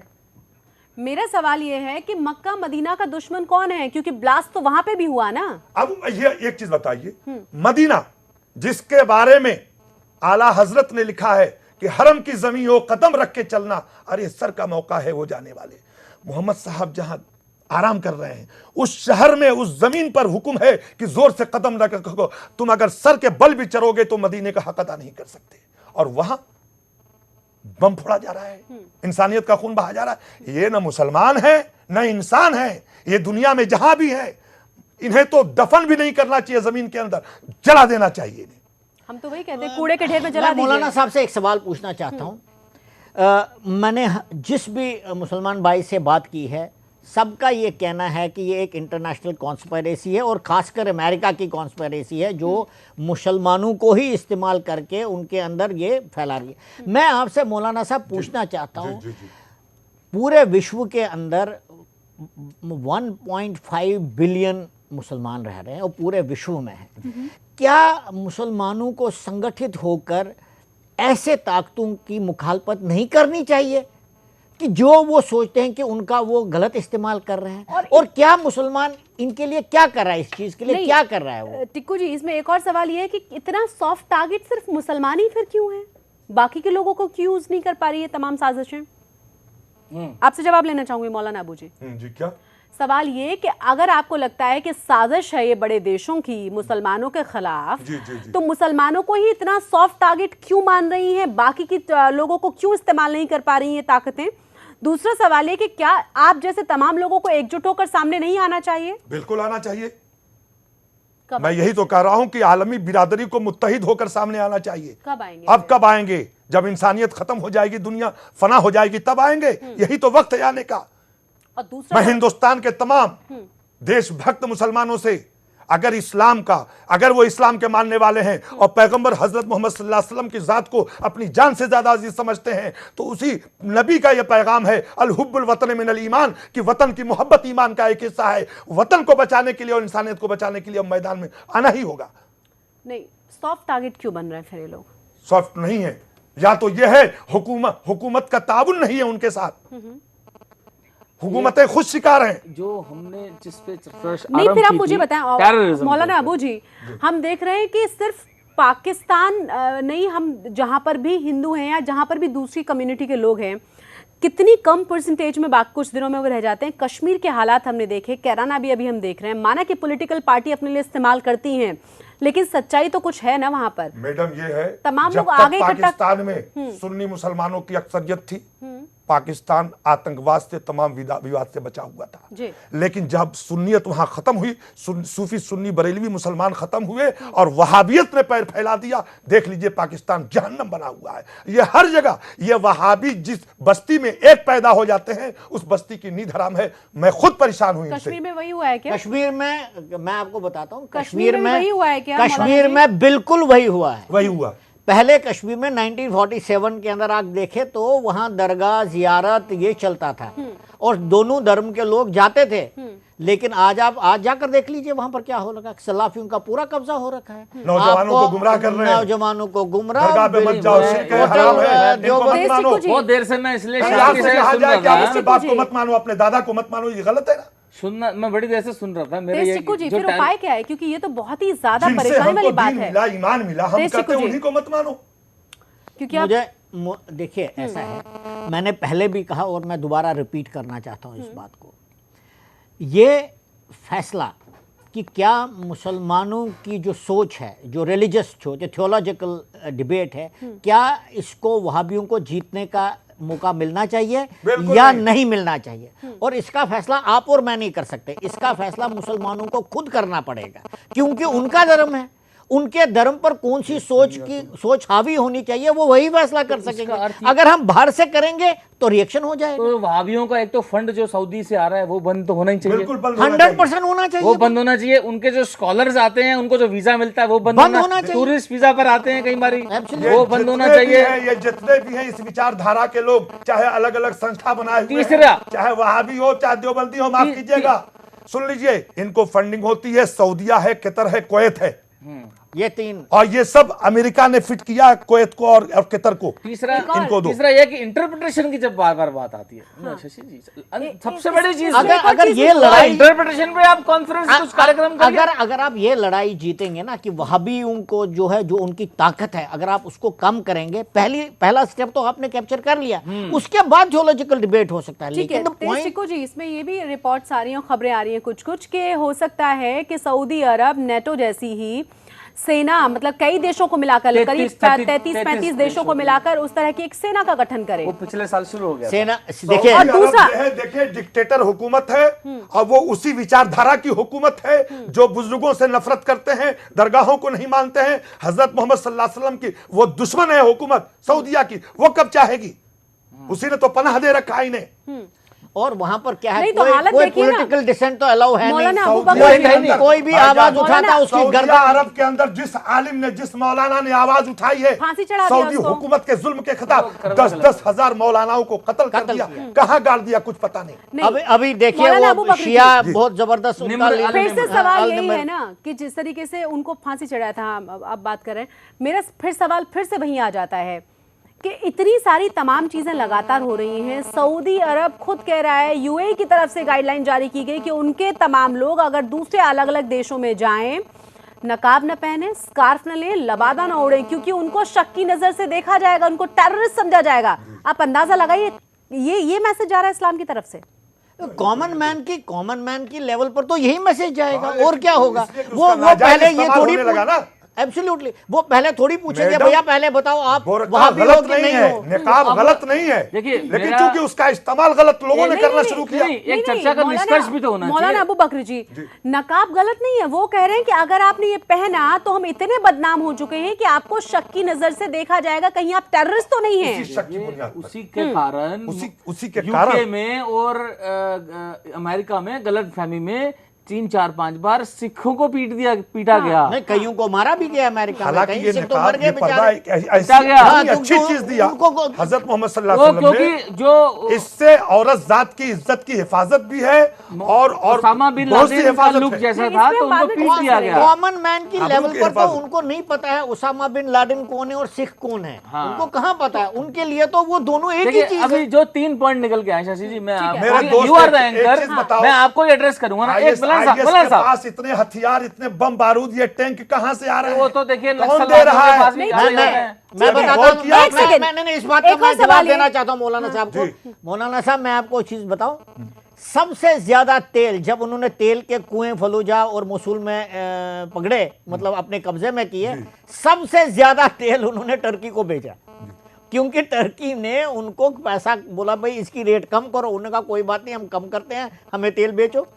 सबसे ज्यादा तेल उन्होंने टर्की को भेजा, वहीं से बम आ गया, वहीं से पैसा आ गया, वहीं से सब कुछ आ गया। टर्की पे भी तो हमले कर रहे हैं वो। हाँ तो कर शशि जी, मैं टर्की पे भी तो सवाल है जितेंद्र जी, करेंगे ना, अगर क्योंकि बाहर किसी का नहीं है। किसी का नहीं है। नहीं, ये, हाँ, बिल्कुल ये मैं किसी आपकी का बात नहीं कर है, तो मौलाना दुनिया अबू से जी, नेस्त नाबूद कर देना चाहिए, लेकिन खत्म कर देना इतनी चाहिए। खतरनाक साजिश होने के बाद भी अगर हम भारत की बात करें तो आईएसआईएस से कितना ज्यादा अपने आप को जोड़ते हैं युवा, यंगस्टर्स इतने ज्यादा अट्रैक्ट उसकी तरफ होते हैं। और आप ये भी देखिए बहावी की आप कह रहे हैं कि कितना ज्यादा मुश्किल है वो, लेकिन आप देख रहे हैं कि यहाँ पर हीरो की तरह देखते हैं सऊदी अरब के लोगों को, हमारे यहाँ के लोग नहीं, बल्कि मुझे तो कई लोग ऐसे मिलते हैं जो बड़ी तारीफ करते हैं वहाँ के सऊदी। देखो कितना बढ़िया, क्या कानून है वहाँ के, क्या कानून है, डिबेट्स में बोलते हैं, मैं इसी बात को डिबेट्स बोलता में हूँ। बोलते हैं, लाल कलर की जाती है। वहां से आने के बाद नौजवान आप देखते होंगे सर पे टोपी नहीं रखते, नंगे सर नमाज पढ़ना शुरू कर देते हैं और पैंट इन करके नमाज पढ़ते हैं बेहूदगी के साथ। उन्हें ये एहसास नहीं कि हम खुदा के दरबार में उसकी बारगाह में खड़े होने जा रहे हैं। तो अब ये कहते हैं कि सऊदिया, मैंने इसे देखा, मैं कहता हूं कि सऊदिया इस्लाम का नाम नहीं है, सऊदिया इस्लाम का नाम नहीं है, सऊदिया एक देश का नाम वहीं है, पर है, वो है। आप सोच समझ इस्लाम अल्लाह के कानून का नाम है, नबी की शरीयत, जबकि सब लोग ये मानते हैं कि सबसे ज्यादा शरीयत वही आपकी और शरीयत। ठीक है, अच्छा, आप भाई अपनी मैं बात रख लें, समय की आप कमी है। प्रोजेक्ट किया बात आपने ये है, आपको ऐसे। तो बात डिक्टेटर जो हुकूमत है। टेररिज्म की बात है, हमें अपने देश को सुरक्षित करने के लिए जो सऊदी अरेबिया ने भी तो जाकिर नायक को पैसा भी दिया, इनाम दिया, तो सऊदी से जो पैसा आ रहा है तो वो बंद होना चाहिए। जितेंद्र साहब, पहले आप मेरे को सऊदी वगैरह वगैरह भूल जाओ, हमें क्या मतलब है सऊदी अरेबिया। अपने इंडिया की बात कर रहे हैं ना। इंडिया दोस्त, क्यों मैं ये नहीं, कहता आप ये हूं- बताओ मेरे को, हमारी सरकार के हाथ किसने बांध करके रखे हैं कि उन्होंने अभी तक जाकिर नाइक को अरेस्ट नहीं किया, पॉलिटिकल भी या नहीं है। कितने ऐसे लोग हैं जो, बिकॉज हम यहाँ पॉलिटिक्स खेल रहे हैं, पॉलिटिक्स खेल रहे हैं। टिकू जी, कम से कम यहाँ पर अभी एनआईए की जांच तो शुरू हुई है, ये मामला 7 साल पुराना है, वो तो कोई कदम यूपीए सरकार की तरफ से उठाया ही नहीं गया था, वो तो और भी ज्यादा भयानक था। कम से कम इस मामले पर गृह मंत्री बोल तो रहे कि जांच होगी, कार्रवाई की जाएगी। शर्मनाक बात यह कि 7 साल पुराने मामले को, तमाम चीजों को सामने रखने के बावजूद यूपीए गवर्नमेंट ने कोई भी कदम जाकिर नाइक के खिलाफ नहीं उठाया था। मैं तो ये कह रहा हूँ, बांग्लादेश तो हमसे 15 कदम आगे है। ठीक है, आप तमाम मेहमानों को बहुत बहुत शुक्रिया। सऊदिया हुकूमत सपोर्ट करती है, आप तमाम मेहमान बिल्कुल सपोर्ट करती है, पैसे भी पहुंचाती है। बहुत बहुत शुक्रिया आप तमाम मेहमानों को। उम्मीद हम करते हैं कि जो सही परिभाषा की लगातार बात हो रही है, वो सही परिभाषा सचमुच लोगों तक पहुंचेगी, जो बहुत जरूरी है इंसानियत को बचाए रखने के लिए इस दुनिया में। आप तमाम मेहमानों का बहुत बहुत शुक्रिया। इसी के साथ हमारी इस खास पेशकश में बस इतना ही। जय हिंद।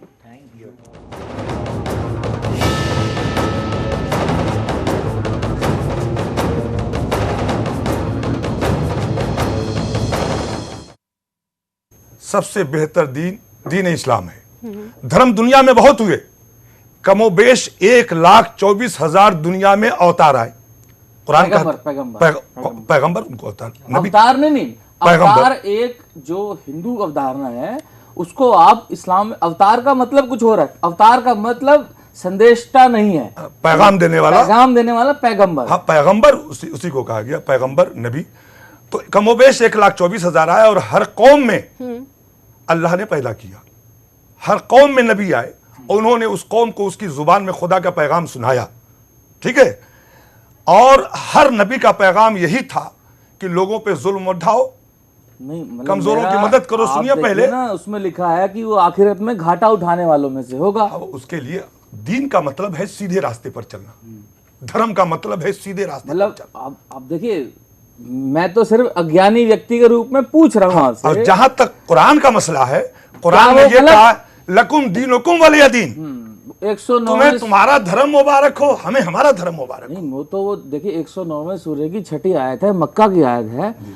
मैं आज पहली बार इस विषय पे बात करूंगा कि कुरान में मनसूख और नासिख आयतों के बारे में कई विद्वानों ने लिखा है। कुरान की कोई आयत मनसूख नहीं हुई। मनसूख आयतों के बारे में सुयूती ने लिखा है सबसे ज्यादा, और सुयूती ने लिखा है कि जो तलवार की आयत है 9वें सूरे की 5वीं आयत से ये आयत 109वें सूरे की 6ठी आयत मनसूख हो जाती है। ये सुयूती ने लिखा है, ठीक है।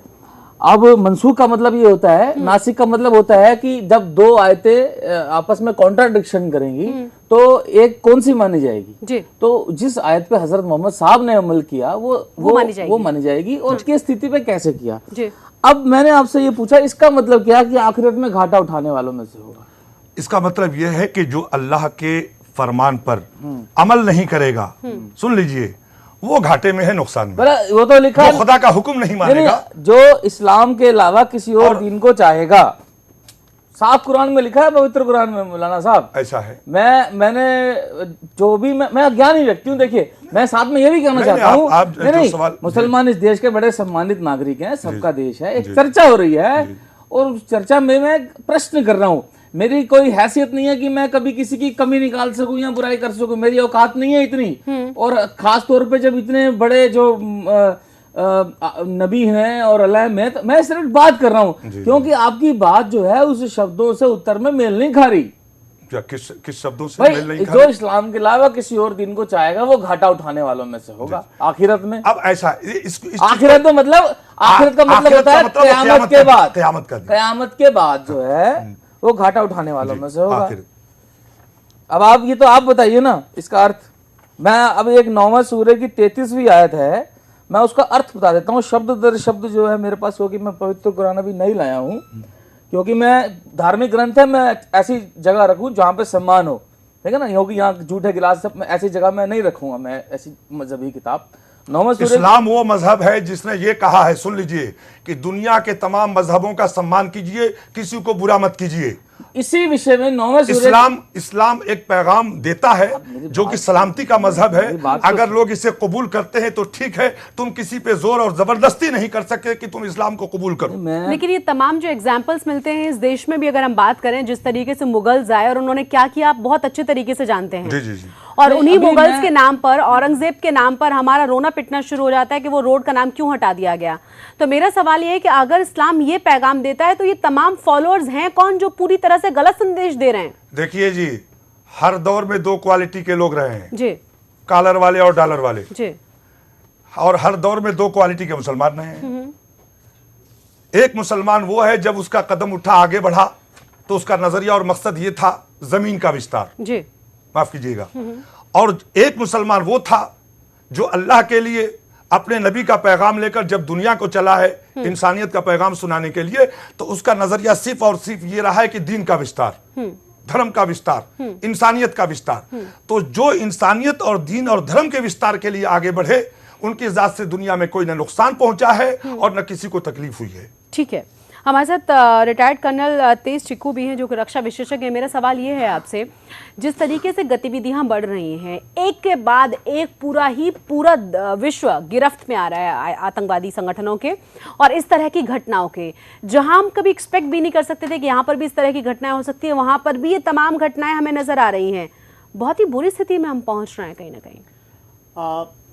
सबसे पहले मैं जितेंद्र खुराना साहब ने जो बताया कि भाई इस्लाम को जो कबूल नहीं करेगा उनके मुताबिक, तो उनको वो अच्छा नहीं माना जाएगा। लेकिन प्रॉब्लम तो आजकल ये है कि सबसे ज़्यादा मुसलमान ही मर रहे हैं जी। अगर आप देखो मिडल ईस्ट के अंदर, सीरिया में, इराक में, अफ़गानिस्तान में, पाकिस्तान में, जहाँ पर भी आप ये आतंकवादी गतिविधियां देखेंगे, सबसे ज़्यादा कैजुअलिटीज़ वहाँ मुसलमानों की ही हो रही है। वहाँ कोई और है नहीं तो मुसलमान ही मरेंगे।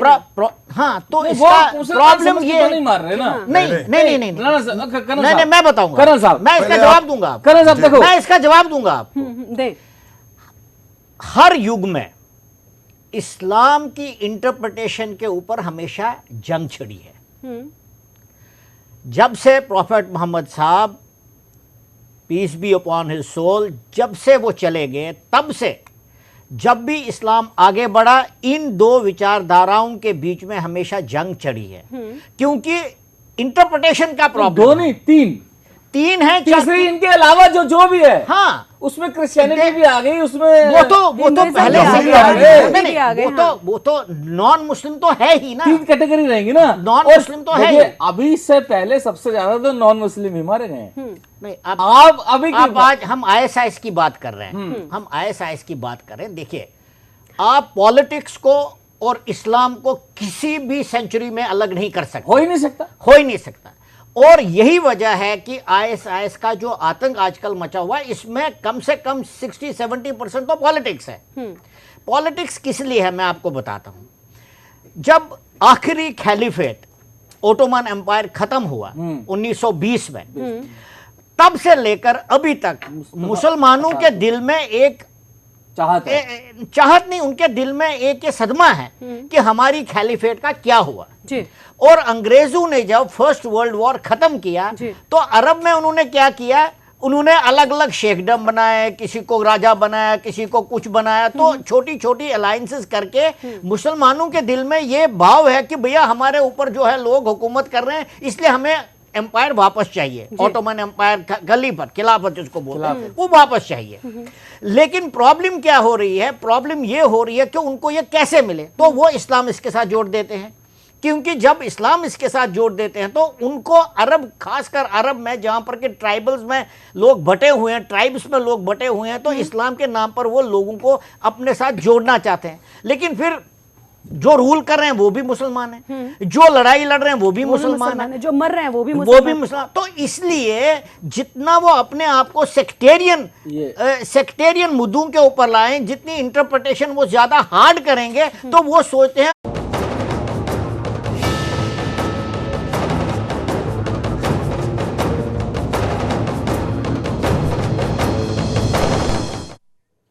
नमस्कार, आप देख रहे हैं सुदर्शन न्यूज और मैं हूं शशि तुषार शर्मा। आज एक बहुत ही महत्वपूर्ण विषय पर हम बात करने जा रहे हैं। आज हम बात करने जा रहे हैं कि आतंकवादियों की आखिर मंशा क्या है, क्या चाहते हैं लोग। आज हम बात करने जा रहे हैं कि चाहे यहूदी हो, चाहे हम बात करें क्रिश्चियंस की, चाहे हम बात करें हिंदुओं की, इन सबके साथ इनकी दुश्मनी आखिर है क्या। और जहां ये तीनों लोग नहीं हैं, वहां शिया और सुन्नी आपस में ही गला काट मार काट पर उतर आते हैं। इसके पीछे वजह क्या है, आखिर कौन है इसके पीछे, और आखिर मंशा क्या है, किस तरह की प्लानिंग है ये, कौन इन तमाम चीजों के पीछे किनका हाथ है, इसी पर आज हम चर्चा करेंगे। चर्चा इस विषय पर भी करेंगे कि आखिर कहां से ये तमाम सोच आ रही है। आईसिस हो, ISI हो, या फिर अलकायदा, जैश ए मोहम्मद, कोई भी आतंकवादी संगठन किस तरीके से इंसानियत के लिए एक बड़ा खतरा हो गए हैं, ये चर्चा करेंगे इस पर। लेकिन उससे पहले रिपोर्ट देखें आप।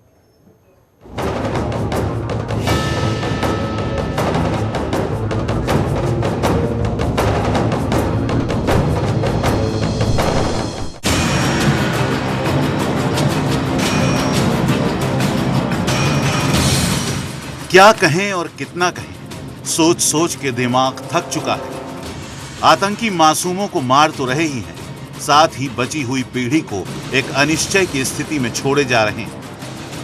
ISIS के आतंकी आखिर करना क्या चाहते हैं, किसको ये बख्शना चाहते हैं और किसको ये मारना चाहते हैं। सुदर्शन न्यूज आज यही सवाल उन आतंकियों से पूछ रहा है कि चाहते क्या हो मियां। तुम ईसाइयों को मारते हो, तुम पारसियों को मारते हो, तुम हिंदुओं को मारते हो, और तो और तुम मुस्लिमों को भी मारते हो। तुम शियाओं का बेरहमी से कत्ल करते हो, यजीदियों को नर्क जैसी यातना देते हो। आखिर तुम्हारे इरादे क्या हैं? किसके लिए तुम इस्लामिक स्टेट की मांग कर रहे हो? जब कोई जीवित ही नहीं बचेगा तो उस कथित इस्लामिक स्टेट में रहेगा कौन? अब आइए आपको थोड़ा फ्लैशबैक में ले चलते हैं और बताते हैं उन हमलों के बारे में जिनमें हर धर्म के लोग मारे गए। 26 नवंबर 2008 आतंकियों ने देश की सबसे बड़ी औद्योगिक नगरी मुंबई में तबाही मचाई। इस हमले में हजारों हिंदू, पारसी और मुस्लिम भी मारे गए। 7 जनवरी 2015 पेरिस की शार्ली हेब्दो मैगजीन पर हमला, कई ईसाइयों की मौत। 13 नवंबर 2015 पेरिस में ही एक बार फिर आतंकी हमला, हजारों ईसाई और दूसरे कई धर्मों के लोगों की मौत।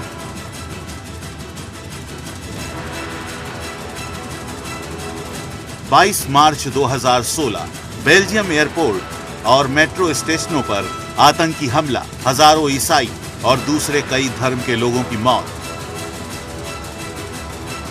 28 जून 2016 तुर्की के अतातुर्क एयरपोर्ट पर हमला, तमाम मुस्लिम और अन्य धर्मों के लोगों की हत्या। 1 जुलाई 2016 बांग्लादेश के ढाका में बने एक रेस्टोरेंट पर हमला, हिंदू, ईसाई और कुछ मुस्लिमों की हत्या। 4 जुलाई 2016 मदीना में पैगंबर की मस्जिद पर आत्मघाती हमला, 4 मुस्लिमों की मौत। 7 जुलाई 2016 यानी ईद का दिन, बांग्लादेश में ईद की नमाज में धमाका, 5 मुस्लिमों की मौत। इन सारी घटनाओं को देखकर बस यही एक सवाल मन में उठता है कि एक बार आतंकियों से जाकर कोई तो ये पूछे कि चाहते क्या हो मियां। आज हम इसी प्रश्न का उत्तर अपने ढंग से ढूंढने की कोशिश करेंगे। Bureau report, Sudarshan news. तो आज इसी पर हम बात करने जा रहे हैं कि आखिर चाहते क्या हैं ये लोग और किस तरीके से, किस चीज के लिए लगातार ये लड़ाई जारी है, कितने लोगों की जान लेना चाह रहे हैं और आखिर इनकी आगे की प्लानिंग क्या है। हमारे साथ हमारे तमाम खास मेहमान जुड़ गए हैं। मौलाना अबू बकर अशरफी हैं जो कि मुस्लिम धर्मगुरु हैं। इसके अलावा हमारे साथ हैं रिटायर्ड कर्नल तेज टिक्कू जो कि रक्षा विशेषज्ञ हैं। साथ ही जितेंद्र खुराना जो कि हिंदू जागरण अभियान से हैं।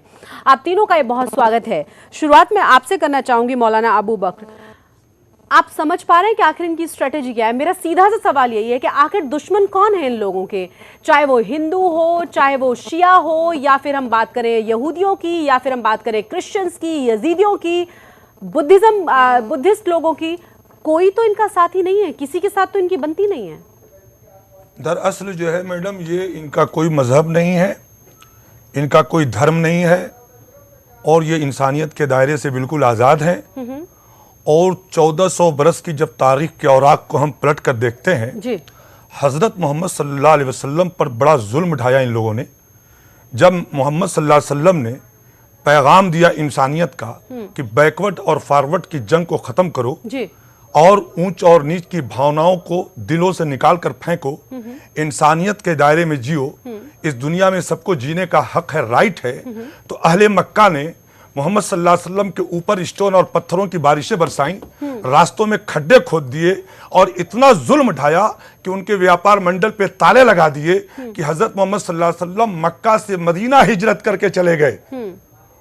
लेकिन उस वक्त के उन आतंकवादियों ने जुल्म ढाना नहीं छोड़ा जी, हत्ता कि हजरत मोहम्मद सल्लल्लाहु अलैहि वसल्लम के पर्दा करने के बाद दुनिया से जी, जब हजरत उमर फारूक आजम और अबू बकर सिद्दीक के बाद खलीफा बने तो मिस्र से और बसरा से एक खतरनाक तूफान उठा। आतंकवादियों ने एक मंसूबाबंद साजिशों के तहत मस्जिद नबवी पर अटैक किया और उसमें हजरत उस्मान गनी रज़ी अल्लाह ताला अन्हु जो नमाज अदा कर इमाम थे उस मस्जिद नबवी के अंदर, उनका कत्ल कर दिया। उसके बाद साहब 3 दिन तक मदीने के लोगों ने उस मस्जिद के अंदर नमाज नहीं पढ़ी जिस मस्जिद के पास में ये अभी हमला हुआ है जी। तो आतंकवादियों का कोई मजहब नहीं है, कोई मैडम नहीं है, ये कोई इनका कोई मजहब नहीं है। हम लगातार कहते हैं कि आतंकवाद का कोई मजहब नहीं है, लेकिन जितने भी आतंकवादी पाए जाते हैं उनका एक ही मजहब क्यों निकलता है फिर? वो असल बात क्या है मैडम, सियासी गलतियां कहीं ना कहीं हैं और जब तक कि उसको आलमे इंसानियत जब तक कि मुत्तहिद होकर और जितनी भी हुकूमतें हैं अपने सिस्टम को चुस्त और दुरुस्त नहीं करेंगी उस वक्त तक आतंकवाद खत्म नहीं होगा। इसलिए मेरा पैगाम यही है, अपील यही है कि आलमे इंसानियत पूरी दुनिया के लोग मुत्तहिद हो जाएं जी, इंशाअल्लाह आतंकवाद खत्म हो जाए। जितेंद्र खुराना, क्या यही वजह है आतंकवाद की? आप कुछ खोज रहे हैं? मौलाना साहब से पवित्र कुरान की एक आयत का मतलब जानना चाहूंगा। तीसरे सूरे की 85वीं आयत है, जो इस्लाम के सिवा कोई और दीन चाहेगा तो वह कभी उससे कबूल नहीं किया जाएगा और आखिरत में वो घाटा उठाने वालों में से होगा। ये देखिए, ऐसा है मोहतरम, ये कुरान की एक आयत है अल्लाह फरमा रहा है कि इन दीन इंदल्लाहिल इस्लाम, अल्लाह के नजदीक उसी मुताबिक हम इससे फायदा निकाल सकते हैं। फॉर एग्जाम्पल अल-कायदा और आईएसआईएस के बीच में तो कुछ होना नहीं चाहिए आपस में कोई डिफरेंसेस। वो इसलिए डिफरेंसेस है क्योंकि वो सोचते, आईएसआईएस वाले सोचते हैं कि अल-कायदा तो कुछ उन्होंने किया उसके बाद वो बिल्कुल शांत हो गए, वो तो आगे बढ़ ही नहीं पा रहे हैं। तो इस वजह से आईएसआईएस पैदा हुई। और आईएसआईएस ने क्या बोला, भाई हम नियर एनिमी को पहले मारेंगे। नियर एनिमी मींस उनके आईएसआईएस के मुताबिक जितने भी अरब देश हैं वो सोचते हैं, अरब खासकर सऊदी अरेबिया, आपको सऊदी अरेबिया इस्लाम के लिहाज से सबसे जरूरी मुल्क है क्योंकि जो सबसे इंपॉर्टेंट उनकी चीजें निकल कर वहां से आती हाँ नहीं, सबसे इंपॉर्टेंट जो उनकी जियारत है, जो पिलग्रिमेज सेंटर्स हैं, वो सऊदी अरेबिया में है। तो वो कह रहे हैं भैया सऊदी अरेबिया में सबसे पहले अमेरिका कब्जा, वो ऐसे बोलते हैं कि अमेरिका कब्जा है। तो अलकायदा तो पैदा ही हुआ इसीलिए कि वो चाहते हैं कि सऊदी अरेबिया का जो किंगडम है उसके ऊपर से अमेरिकन कंट्रोल हट जाए। तो जो नहीं हटा, तो अब आईएसआईएस ने क्या किया, वो कह रहे हैं जी जो हमारे अरब मुल्क हैं, वो सीरिया हो, इराक हो, सऊदी अरेबिया हो, लेबनान हो, कोई भी हो, पहले हम इन्हीं को टैकल करना चाहिए। तो वो फार एनिमी को छोड़कर नियर एनिमी के पास आ रहे हैं और वो इस्लाम की इंटरप्रिटेशन को, क्योंकि इंटरप्रिटेशन तो इसमें मौलाना साहब आप भी इसमें मेरे ख्याल से डिसएग्री नहीं करेंगे कि इस्लाम की इंटरप्रिटेशन कितनी सारी है, हदीस है, कुरान है, तो सेक्टेरियनिज्म बहुत है। तो प्रॉब्लम क्या है? ऐसा मैंने नहीं देखा। क्या नहीं देखा? बहुत सारे इंटरप्रिटेशन मैंने नहीं, जिसको जो इंटरप्रेट करना चाहता है वैसे इंटरप्रेट करते हैं उसको। और क्या? नहीं देखो, और क्या? आज तक इन्होंने क्या बोला, आज तक क्या बोल रहे हैं? आज तक मैंने कोई भी, मैं जितना भी मैंने पढ़ा, मैं हर जगह एक ही इंटरप्रेट सिर्फ बोलने में आती है। आज तक कोई ये नहीं आया, पवित्र कुरान की एक आयत लेकर के आया कि कोई कहे देखो ये गलत इंटरप्रिटेशन। एक चीज बताइए, इस्लाम से पहले तो आप देखिए इतिहास के औराक को पलट करके पूरी दुनिया के अंदर कितना जुल्म था, क्या आतंक था। क्या था? हजरत मोहम्मद सल्लल्लाहु अलैहि वसल्लम के आने से पहले अरब में जो जिहालत थी, जो हैवानियत थी, सुन लीजिए पहले कि अरब से लेके हिंदुस्तान तक वहां तो पैदा होते ही लड़कियों को जिंदा जमीन में गाड़ दिया जाता था और यहाँ पति की चिता के साथ जलाकर सती किया जाता था। ये देखिए जो सती का सिस्टम है ये मुसलमानों किस वजह से हुआ? एक सेकंड ये इस्लाम से पहले ये सिस्टम था, इस्लाम से पहले ये सिस्टम था। हजरत मोहम्मद सल्लल्लाहु अलैहि वसल्लम ने इसके खिलाफ आवाज उठाया। जब आए तो उन्होंने जो सर्वे किए, सुनिए 88 केस निकला पूरे इंडिया में। ये जौहर 19वीं सदी के जौहर राजपूतानी स्त्रियों का जौहर सिंगल के रूप में ये कोई सती बना, क्योंकि सती शब्द निकला कहां से है? आप अगर ट्राइबल्स, अगर जो हिंदू ट्राइबल्स हैं उसमें सती देखेंगे तो उसमें सती की जो प्रथा है अलग टाइप की प्रथा है कि उसमें गले में हार पहना, जलाया नहीं, वो उसको एक अलग डेजिग्नेशन दी जाती है। इस्लाम से पहले मैं जो आपको बता रहा हूं, तारीख का मुताला कीजिए। मैंने सारा अच्छा कम से कम 3 महीने हुआ करते थे जब जो उसमें कोई लड़ाई झगड़ा नहीं। मुझे लगता है थियोलॉजिकल डिस्कशन होने के बजाय अगर हम आईएसआईएस की थ्रेट के ऊपर आतंकवाद पे बहस कीजिए, मैं सती प्रथा थी तो कम से कम उसमें चेंजेस तो, बदलाव तो आए। या तो जाकिर नाइक अभी भी झूठे बने बनाए जो वो तो है, किस तरीके से रात को विवाह करने की प्रथा हिंदुस्तान के अंदर, हिंदुस्तान के अंदर तरीके से शुरू हुई, हकीकत मुगल यह के है आने कि के बाद शुरू हुई ना। आतंकवाद अमेरिका की तख्लीक का नाम है, नापाक तख्लीक का नाम ही आतंकवाद है। मैं पूछना चाहता हूं, और हिंदुस्तान के अंदर 1 सदी से इमाम अहले सुन्नत मौलाना अहमद रजा खान फाजिल बरेली रहमतुल्लाह अलैह से लेकर मौलाना फजल हक खैराबादी से लेकर हर दौर में जो है आवाजें उठाई जाती रही हैं कि इस्लाम के नाम पर अमेरिका ने कुछ ऐसे लोगों को पैदा कर दिया है जो आतंक फैला रहे हैं। मौलाना अबू बकर, मैं कह रही हूँ कि इस्लाम को, किसकी इस्लाम को सही माने? जाकिर नाइक कह रहा है कि आपको अपनी पत्नी को पीटने का अधिकार है, उसमें चोट नहीं लगनी चाहिए। इस्लाम ने मजम्मत की है, वो तो डॉक्टर इस्लाम ने औरतों को जो दर्जा दिया है, जो मकाम दिया है। डॉक्टर जाकिर, एक सेकंड, क्योंकि लोग तो मान रहे हैं ना इस्लाम वो मजहब है जिसने ये कहा कि तुम चाहे बहुत बड़े सूफी हो जाओ, मौलाना बन जाओ, माँ के कदमों के नीचे जन्नत है। अगर माँ की तुम खिदमत नहीं करते हो, तुम्हारी कोई इबादत कबूल नहीं, कोई वर्षी कबूल नहीं, तुम पर जन्नत हराम है। ठीक है मौलाना अबू बकर, जो इन्होंने आप जैसे लोग सिर्फ 0.1% ही क्यों हैं? शशि जी, करोड़ों की संख्या में जाकिर नाइक के जो फॉलोअर्स हैं उनको तो वही सिखाया जा रहा है जो मैं आपको बता रही हूँ, और अवेलेबल है ये वीडियोस। शशि जी बताया जो अभी मौलाना साहब ने बात कही, पवित्र कुरान के चौथे सूरे की 34वीं आयत में स्पष्ट लिखा है, मैं मेरा मोबाइल में मैंने उसकी रखी हुई, अगर वो ले गए हैं मैं पढ़ के सुना देता हूँ आयत, प्रोवाइड किया जाए मोबाइल। उसमें ये साफ लिखा है कि पत्नियों की सरकशी का भय हो तो पहले उन्हें समझाओ, दूसरा लिखा है उन्हें बिस्तरों में अकेला छोड़ दो, तीसरा लिखा है उन्हें फिर मारो, ब्रैकेट में लिखा है बदी ये तो गलत, ये बिल्कुल लिखा है। बिल्कुल और गलत आप पेश कर दुनिया रहे हैं की जी। कोई कुरान में जाके कहीं से उठा के लीजिए, इंग्लिश, हिंदी, मराठी, अरबी, कोई भी ले गलत आप ये बात पेश कर मैंने रहे हैं। दसियों कुरानों से बिल्कुल ये इल्जाम लगा रहे हैं आप इस्लाम पे, कुरान पे। बिल्कुल जी, पवित्र कुरान आप बताएं कौन सा इस्लाम वो मजहब है, कुरान वो मजहब है जिसने औरतों को इज्जत दी, ठीक है। औरतों के मकाम को बुलंद किया है। सुनिए सुनिए, चौथे सूरे की चौथी आयत, 34वीं आयत, इसी के ऊपर अंतरराष्ट्रीय फतवे हैं, इसी के ऊपर जाकिर नायक बोलता है, और इसी के ऊपर पाकिस्तान में जो वो लाना चाह रहे हैं कि ये हम पत्नी को मारने का अधिकार ठीक है, ठीक है। ये अच्छा, और बिल्कुल गलत है, कहीं वो लोग बात डिसाइड करेंगे ना आपको, मेरी मैं कोई आपत्ति नहीं कर सकता। इस्लाम का सुन लीजिए, 1 मिनट। सबसे पहले इस्लाम का जो लफ्जी माने है वो सलामती के है, रक्षा के है, रहमत के है। मैं कह रही हूँ इस्लाम का मतलब ही है सलामती। लेकिन मौलाना साहब प्रॉब्लम, मौलाना अबू बकर, ये जो बात आप भी बात तो कह है रहे कि हैं, मैंने कहा ना कि आप जैसे लोग 1% ही क्यों हैं, 99 आप कुरान लेके मैं आपको एक बात बता दूं, सुन लीजिए, हर अच्छी चीज कम होती है, बुरी चीज ज्यादा होती है। लेकिन आपके अच्छी क्वालिटी के लोग कम तमाम मिलेंगे, लोगों को बाहर अच्छा निकलना होगा ना। पढ़ के सुनाए, पढ़ के सुनाओ। चौथे सूरे की पवित्र कुरान की 34वीं आयत पढ़ने से पहले मैं ये कह रहा हूँ कि मैं मुसलमानों की, इस्लाम की बहुत इज्जत करता हूं, मैं सिर्फ बता रहा हूं, मेरी कोई हैसियत है मैं आपत्ति कर सकूं, मेरी कोई नाम, मेरा मतलब है। मैं बात बताऊं कि कुरान किसी इंसान की लिखी हुई किताब का नाम नहीं है, मेरे को बोलने दीजिए, खुदा का कलाम है, खुदा का कलाम है, अल्लाह का कलाम है। मुझे बोलने अगर आप उस पे एतराज करते हैं तो इसका मतलब कुदरत पे आप एतराज खड़ा कर रहे हैं। मेरी हैसियत नहीं है, खुदा की हिकमत को मैं सिर्फ बता रहा हूं, मैं सिर्फ बता रहा हूं। मतलब मौलाना साहब, अब आप देखिए ये जो ये मधुर संदेश संगम जो अबू फजल एनक्लेव में है, और इसके अलावा मैंने कम से कम 10 कुरानों में, अलग अलग कुरानों में मैंने इसको पढ़ के वेरीफाई किया है।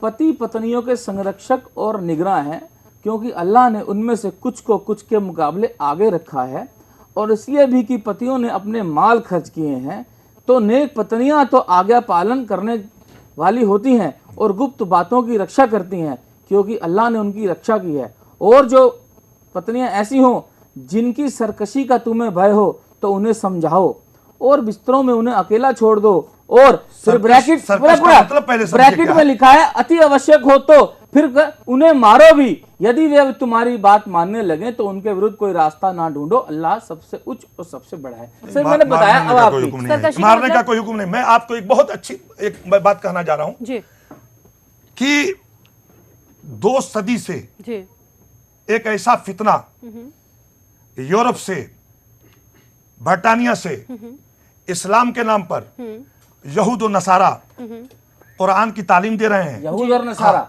कुरान की तालीम दी जा रही है, मदरसे उनके चल रहे हैं, और वो सब के सब टोटल यहूदी हैं। मुसलमानों जैसे लिबास में उनको कुरान पढ़ाया जा रहा है। यहूदी भी भारत के सम्मानित नागरिक हैं। मेरे दोस्त पहले सुनो तो यार, और उनसे जो है कुरान के अंदर जो है मीनिंग में इंटरफेयर कराया जा रहा है, जिससे मुसलमानों में इख्तलाफ पैदा हो, इस्लाम बदनाम हो। मेरा साहब से एक प्रश्न है, क्योंकि छोटे से ब्रेक ले रुकना होगा।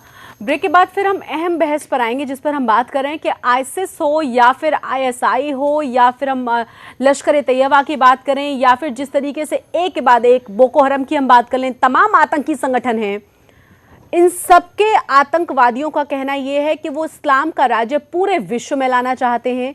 ये तमाम आतंकवादी खुद को मुस्लिम कहते हैं। ये तमाम आतंकवादी किसी को भी बख्शना नहीं चाहते, चाहे वो मुस्लिम हो, यहूदी हो, क्रिश्चियन हो, ज्यूस हो, या फिर हिंदू हो, बुद्धिस्ट हो, कोई भी हो। सवाल यह है कि आखिर चाहते क्या हैं ये, और कहां से चीजों की शुरुआत हो रही है। इसी पर आज हम चर्चा करें। एक छोटे से ब्रेक ले मुझे रुकना होगा यहाँ पर, अब बने रहें हमारे साथ।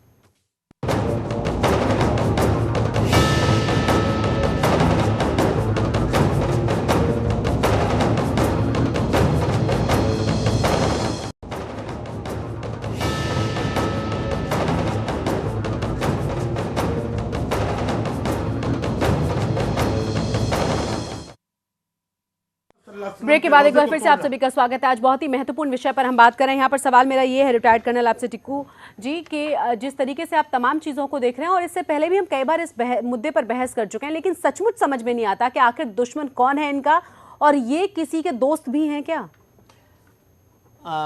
इंसानियत को तो लगते नहीं कम से कम। देखिए, ये जो ISIS का जो एक जो फिनोमिनन है, ये हम इसको ऑर्डिनरी तौर पर नहीं देख सकते, और इस बात से भी आप इनकार नहीं कर सकते कि इन लोगों को भी दुनिया के कई ऐसे मुल्क हैं, दुनिया के कई ऐसे देश हैं जिनका संरक्षण है इनको। आफ्टर ऑल आज तक हिस्ट्री के अंदर कोई भी टेररिस्ट ऑर्गेनाइजेशन नहीं हुई है बड़ी से बड़ी, LTT हो उसमें या LET हो या कोई भी किसी बड़ी से बड़ी जो आतंकवादी ऑर्गेनाइजेशन है, कभी किसी आतंकवादी ऑर्गेनाइजेशन ने एक स्टेट का रूप नहीं लिया। मतलब उनके पास टेरिटरी नहीं थी, क्योंकि जब आपके पास टेरिटरी होगी तो आपको उस टेरिटरी को डिफेंड करना पड़ेगा। डिफेंड करने के लिए आपको एक रेगुलर आर्मी बनानी पड़ेगी। तो 1.5 साल के अंदर ISIS पैदा हुआ और 1.5 साल के अंदर उन्होंने इतनी सारी जमीन अपने कब्जे में करी कि उन्होंने अपनी करेंसी शुरू करी। उनका राजस्व कम से कम foreign reserve, foreign currency reserve $2 billion हो गए। $150 मिलियन उनका ईयरली इनकम था। ऑयल वेल्स उनके पास चले गए। तो मुझे लगता है कुछ हद तक तो इस बात में सच्चाई है कि ISIS जो है खुद अपने आप पैदा नहीं हुआ, इसको कई सारे मुल्कों ने मदद की पैदा होने के लिए। जी ठीक है। अब दूसरी बात, मौलाना साहब ने भी ये बात कही कि भैया ये असली इस्लाम तो है ही नहीं, ये जो ये कह रहे हैं। लेकिन प्रॉब्लम इधर ही आ रही है। प्रॉब्लम यहाँ आ रही है। अगर ये असली इस्लाम नहीं है तो दुनिया भर से यंग लोग, यूथ इनके पास क्यों जा रहा है लड़ने के लिए, और इतने पावरफुल है एकदम से कैसे हुए? तो कुछ हद तक हमें, मुझे लगता है इस्लाम, मुसलमानों ने इस्लाम इंटरनेशनल लेवल पर एक अंदर से एक सोच विचार करना पड़ेगा कि क्या इस्लाम को ऐसे आदमियों के हाथ में सौंप दिया जाए जो दुनिया भर में कहर मचा रहे हैं, जो दुनिया भर में आतंक मचा रहे हैं और रूथलेस तरीके से अपने ओपोनेंट्स को मार रहे हैं, और सबसे ज्यादा ओपोनेंट तो उनके अपने ही मुसलमान हैं। क्योंकि फिर मैं जितेंद्र साहब को मैं बताना चाहता हूं कि वो कह रहे हैं कि हमारी जो इंटरप्रिटेशन है इस्लाम की वही असली इंटरप्रिटेशन है।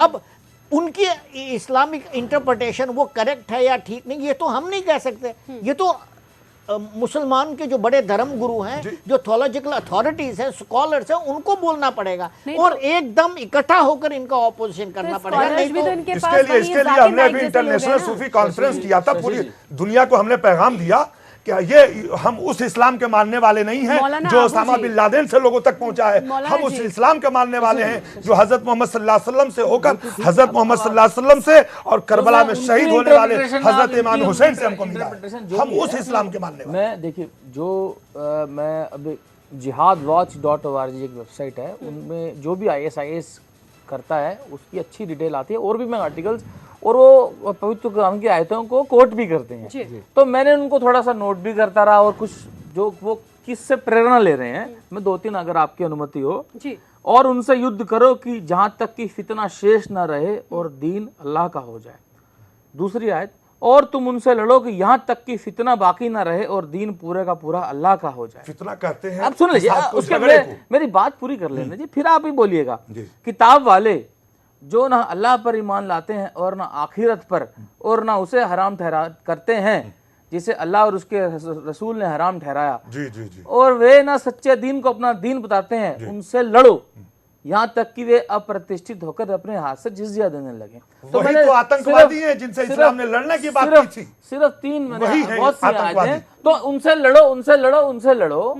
तो अब बात उनसे लड़ो, किनसे लड़ो? आतंकवादियों से जो जुल्म उठाते हैं, उनसे जो इंसानियत का खून बहाते हैं, उनसे जो बेटियों की आबरू लूटते हैं, उनसे। किताब वाले कौन हुए? किताब वाले ये हुए कि जो अल्लाह के कानून के किताब वाले तो यहूदियों और ईसाइयों को बोला गया है। हाँ, जैसे तौरात भी है, तौरात और इंजील है, आसमानी है ना। तो ये तो साफ यहूदियों और ईसाइयों के बारे में लिखा हुआ है ना। ठीक है, किताब वालों से लड़ो, उनसे लड़ो यहाँ तक कि वे अप्रतिष्ठित होकर अपने हाथ से जिज्या देने लगे।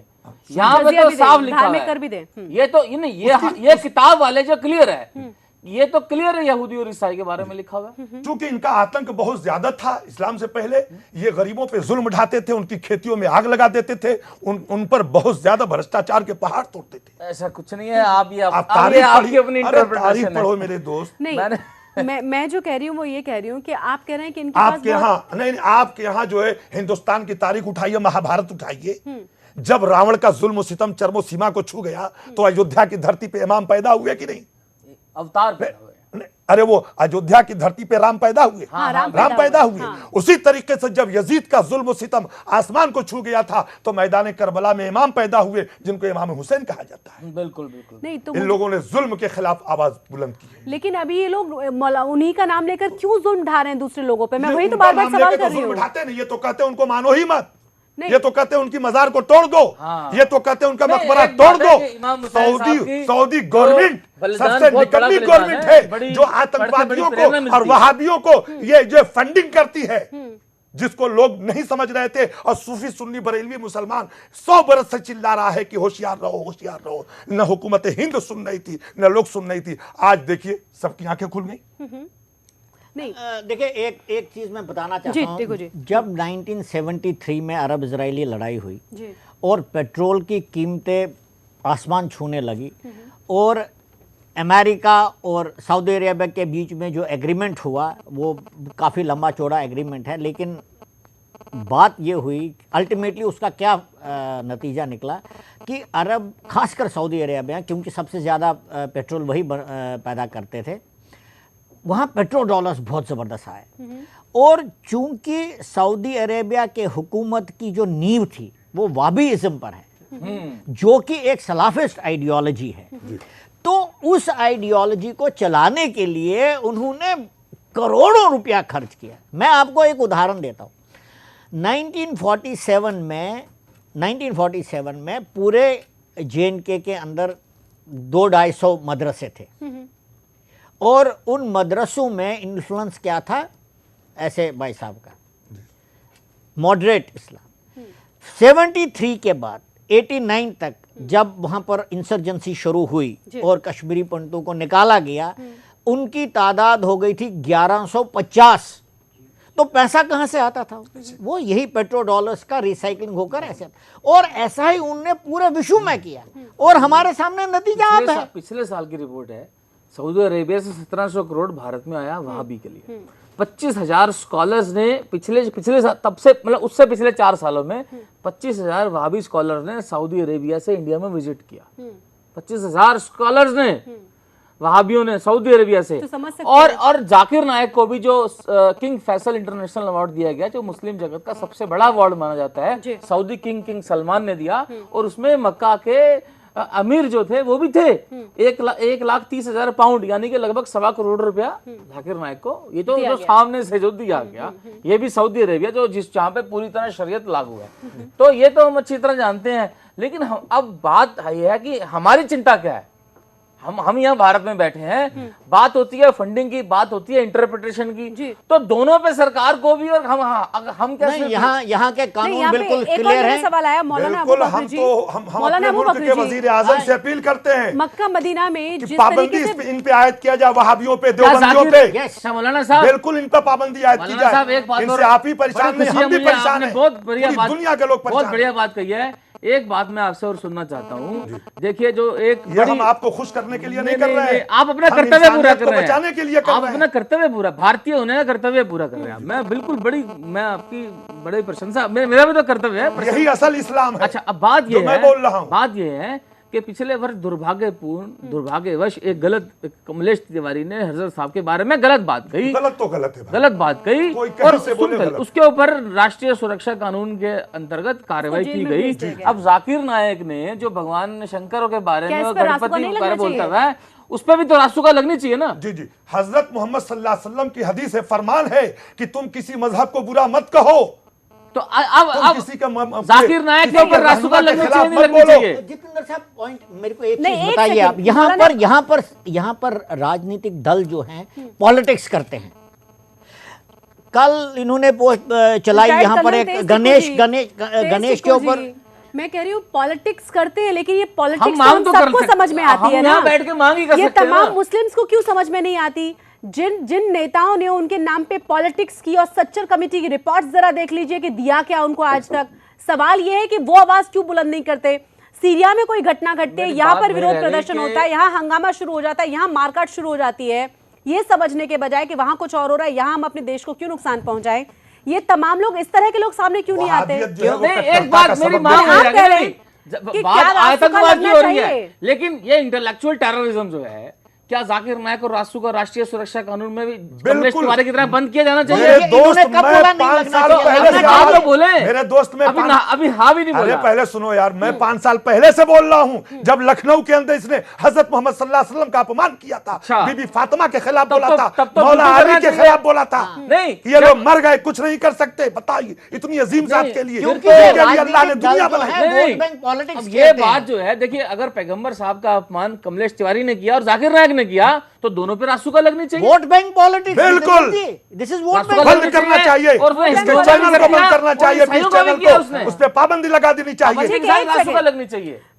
मौलाना अबू बकर जी, फिर सवाल यही है ना कि इन तमाम लोगों को पॉलिटिकल पार्टी इतनी आसानी से कैसे इस्तेमाल कर लेती है? ये पॉलिटिकल पार्टियां जी तो पनाह दे रही हैं, वोट बैंक बनाए हुए हैं। ये सुधर जाए तो देश सुधर जाएगा, पूरी दुनिया सुधर जाएगी। जिस तरीके से कल आपने देखा दिग्विजय सिंह उसको गले मिल रहा है, जब उसको जेल में होना चाहिए, दूध बोला गया था। उसके बाद तो दिग्विजय सिंह का ये भी बयान है कि क्या वो टेररिस्ट है जिसके खिलाफ इतनी सारी बातें कही जा रही, क्या हो गया अगर मैं उनके प्रोग्राम में चला गया? तो ये उनकी सफाई थी जो आज ही आई है। हिंदुस्तान का पॉलिटिक्स इतना बिगड़ा हुआ है, यहाँ वोट बैंक पॉलिटिक्स ने देश को बर्बाद करके रखा है। देख कर गए कि डॉक्टर जाकिर नायक जहाँ बोलता है बहुत जबरदस्त मजमा लगता है, उसके लिए वोट के लिए गया वहां पर। मेरा सवाल ये है कि मक्का मदीना का दुश्मन कौन है, क्योंकि ब्लास्ट तो वहां पे भी हुआ ना। अब ये एक चीज बताइए, मदीना जिसके बारे में आला हजरत ने लिखा है कि हरम की जमीन हो कदम रख के चलना, अरे सर का मौका है वो जाने वाले। मोहम्मद साहब जहां आराम कर रहे हैं, उस शहर में उस जमीन पर हुक्म है कि जोर से कदम रखो, तुम अगर सर के बल भी चढ़ोगे तो मदीने का हक अदा नहीं कर सकते। और वहां बम फोड़ा जा रहा है, इंसानियत का खून बहा जा रहा है। ये ना मुसलमान है ना इंसान है, ये दुनिया में जहां भी है, इन्हें तो दफन भी नहीं करना चाहिए, जमीन के अंदर जला देना चाहिए। हम तो वही कहते हैं, कूड़े के ढेर में जला दीजिए। मौलाना साहब से एक सवाल पूछना चाहता हूं।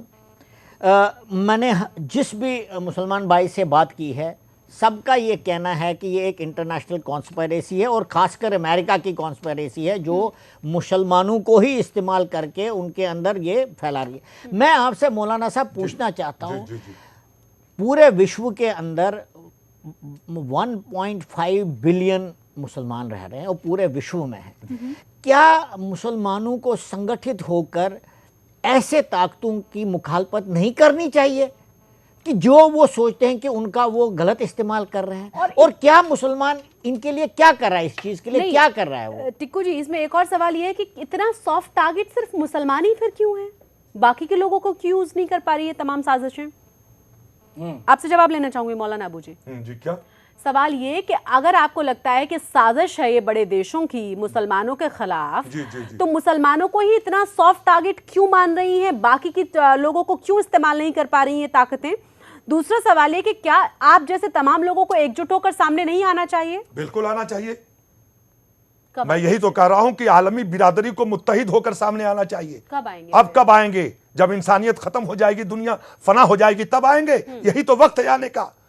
और दूसरा, मैं हिंदुस्तान के तमाम देशभक्त मुसलमानों से, अगर इस्लाम का, अगर वो इस्लाम के मानने वाले हैं और पैगंबर हजरत मोहम्मद सल्लल्लाहु अलैहि वसल्लम की जात को अपनी जान से ज्यादा अजीज समझते हैं, तो उसी नबी का यह पैगाम है, अल हुब्बुल वतन मिनल ईमान, कि वतन की मोहब्बत ईमान का एक हिस्सा है। वतन को बचाने के लिए और इंसानियत को बचाने के लिए मैदान में आना ही होगा।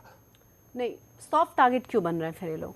सॉफ्ट नहीं है, या तो यह है हुकूमत का ताउन नहीं है उनके साथ, हुकूमतें खुद शिकार हैं। जो हमने जिस पे नहीं, फिर आप मुझे बताएं मौलाना अबू जी, हम देख रहे हैं कि सिर्फ पाकिस्तान नहीं, हम जहां पर भी हिंदू हैं या जहां पर भी दूसरी कम्युनिटी के लोग हैं,